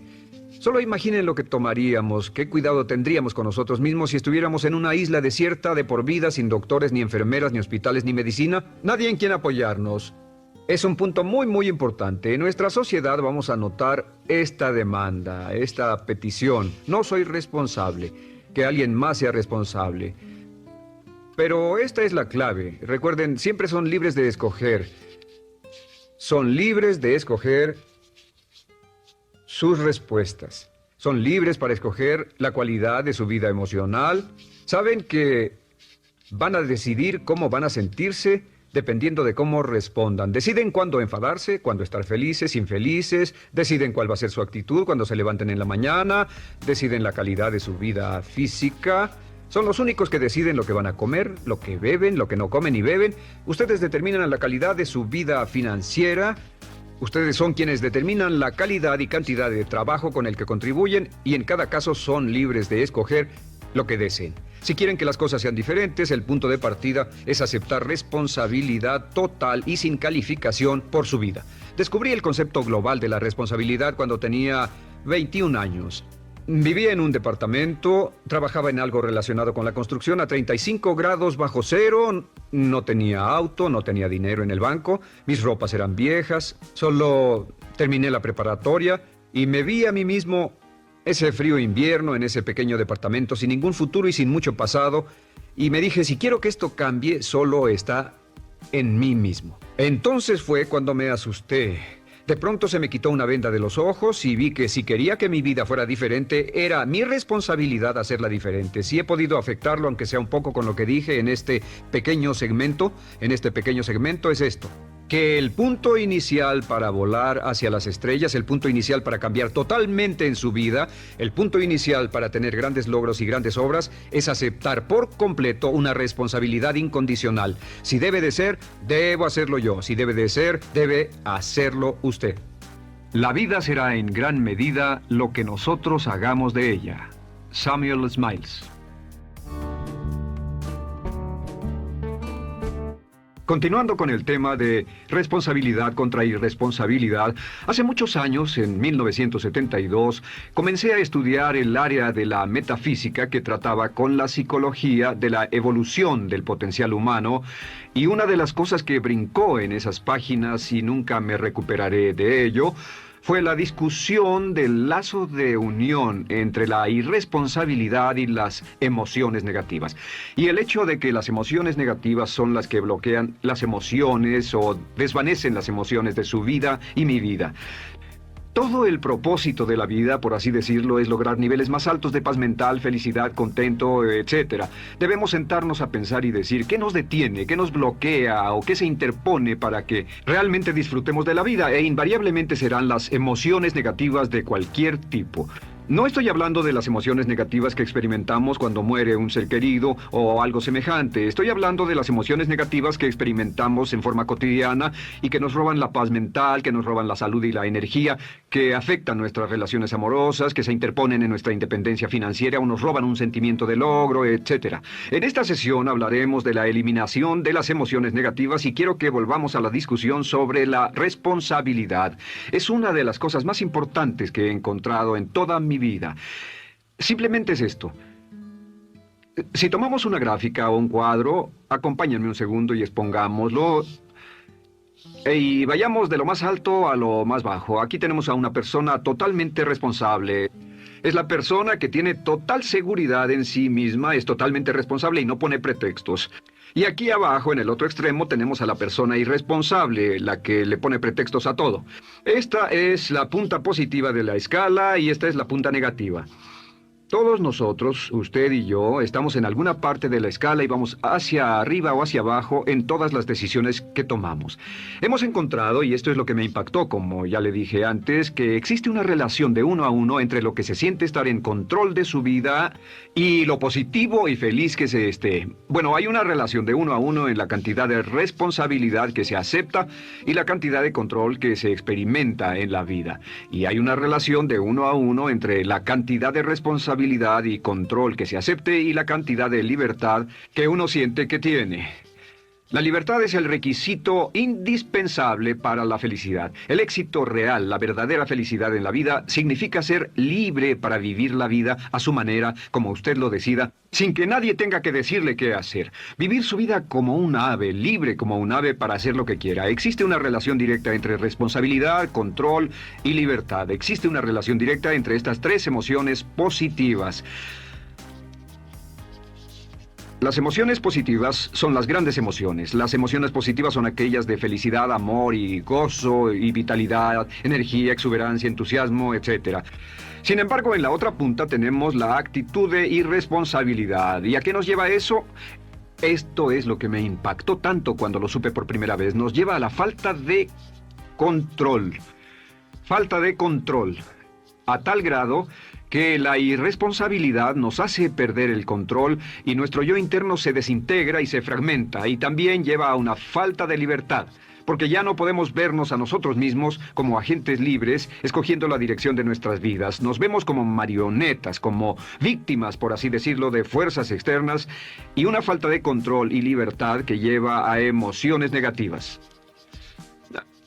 Cuando comencé a tratar de entender esto, pensé, bueno, sí, pero ¿qué me dicen de mis padres? ¿Qué me dicen de mi niñez? ¿Qué me dicen de mi condición? Yo no tenía un trabajo muy bueno y mis amigos, yo tenía amigos miserables. ¿Qué hay con mi salud y qué hay con el clima y con la economía?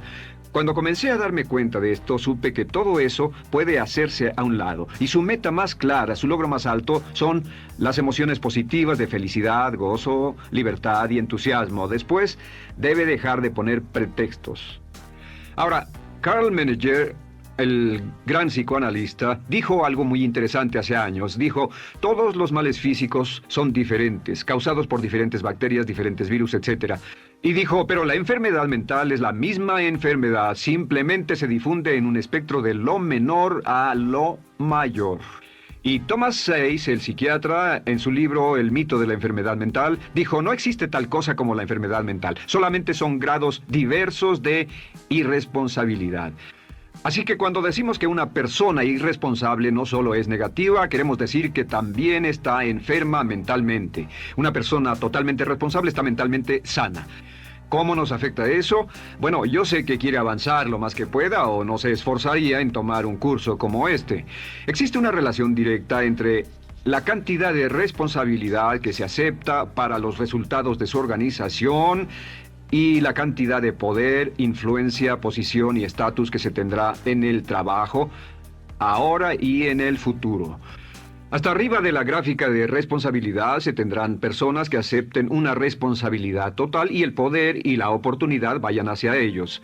En la otra punta no tenemos poder ni falta de él, hasta que se llegue al ejemplo extremo de una persona que es totalmente irresponsable, completamente fuera de control, a la que se le tiene que poner una camisa de fuerza y encerrar en un cuarto acolchonado por su seguridad y la seguridad de los demás, totalmente sin fuerza, sin control ni libertad, y cada vez que tomamos la decisión de ser responsables de nosotros mismos, subimos en esta gráfica.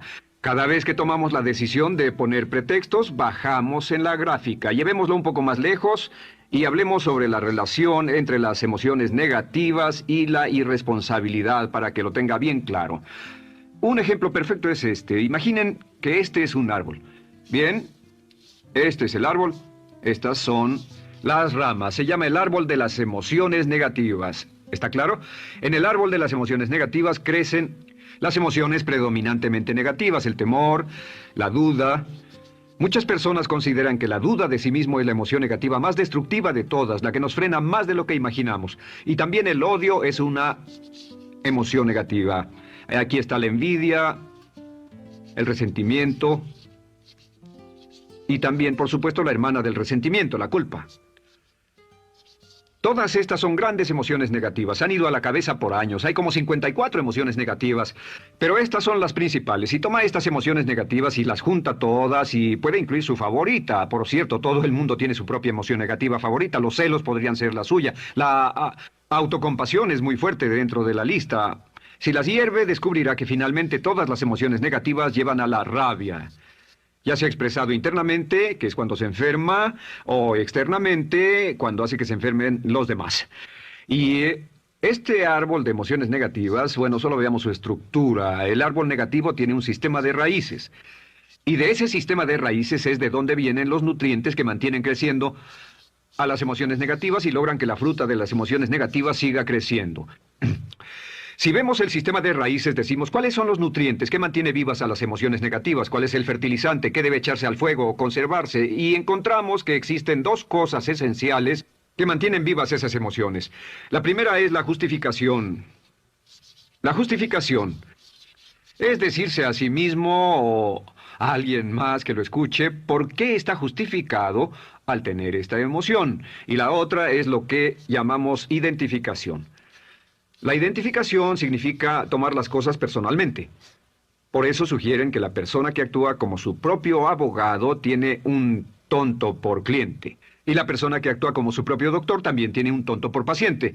Nos identificamos en forma tan personal con nuestra propia situación, y usted también, lo tomamos en forma tan personal, que nos involucramos y nos implicamos emocionalmente. Así que hemos visto que no es posible que usted sea negativo sobre algo por mucho tiempo, a menos que pueda justificar y tener una razón para ello y explicárselo a otras personas, o a no ser que pueda identificarse y tomarlo en forma personal. Por ejemplo, si alguien llega del estacionamiento y dice que acaba de chocar contra otro coche ahí, usted no se preocupa, porque no se identifica con él. Y si dicen que chocaron en el estacionamiento con un coche que es su coche y la persona huyó, ahora sí puede estar muy molesto. Sin embargo, no olvide esto, que siempre escogemos las respuestas. Volveré a esto en un segundo. ¿Cómo se deshace de la justificación? ¿Cómo acabamos con el sistema de raíz del árbol de las emociones negativas? La forma en que nos deshacemos de las emociones negativas es no juzgando.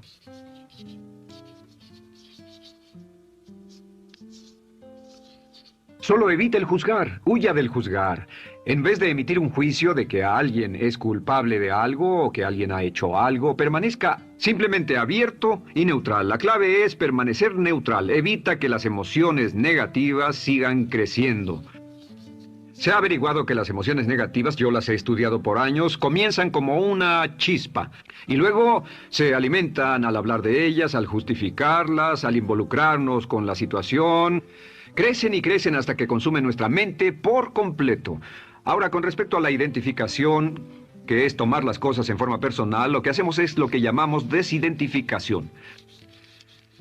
Somos objetivos o, de nuevo, permanecemos neutrales. Tratamos de mantenerlo lejos de nosotros. Existe un problema, pero yo no soy el problema. Existe una dificultad, pero la dificultad no soy yo, y lo mantenemos alejado. Una vez que comenzamos a dejar de justificar y dejar de identificarnos, no tomamos las cosas personalmente y no nos involucramos emocionalmente. ¿No les ha pasado que llega alguien con un problema y usted se involucre emocionalmente tanto con ese problema que llega a sentirse molesto y ese alguien ya se va sin su problema y usted se queda ahí y sigue molesto? Es porque lo tomó en forma muy personal. Sin embargo, la clave para deshacerse de las emociones negativas, y esta es la parte más importante de esto, es el tronco. Cortar el tronco del árbol de emociones negativas. Y el tronco del árbol de emociones negativas es la culpa. La culpa es el 99% de las emociones negativas. Y es muy importante entender de dónde vienen las emociones negativas.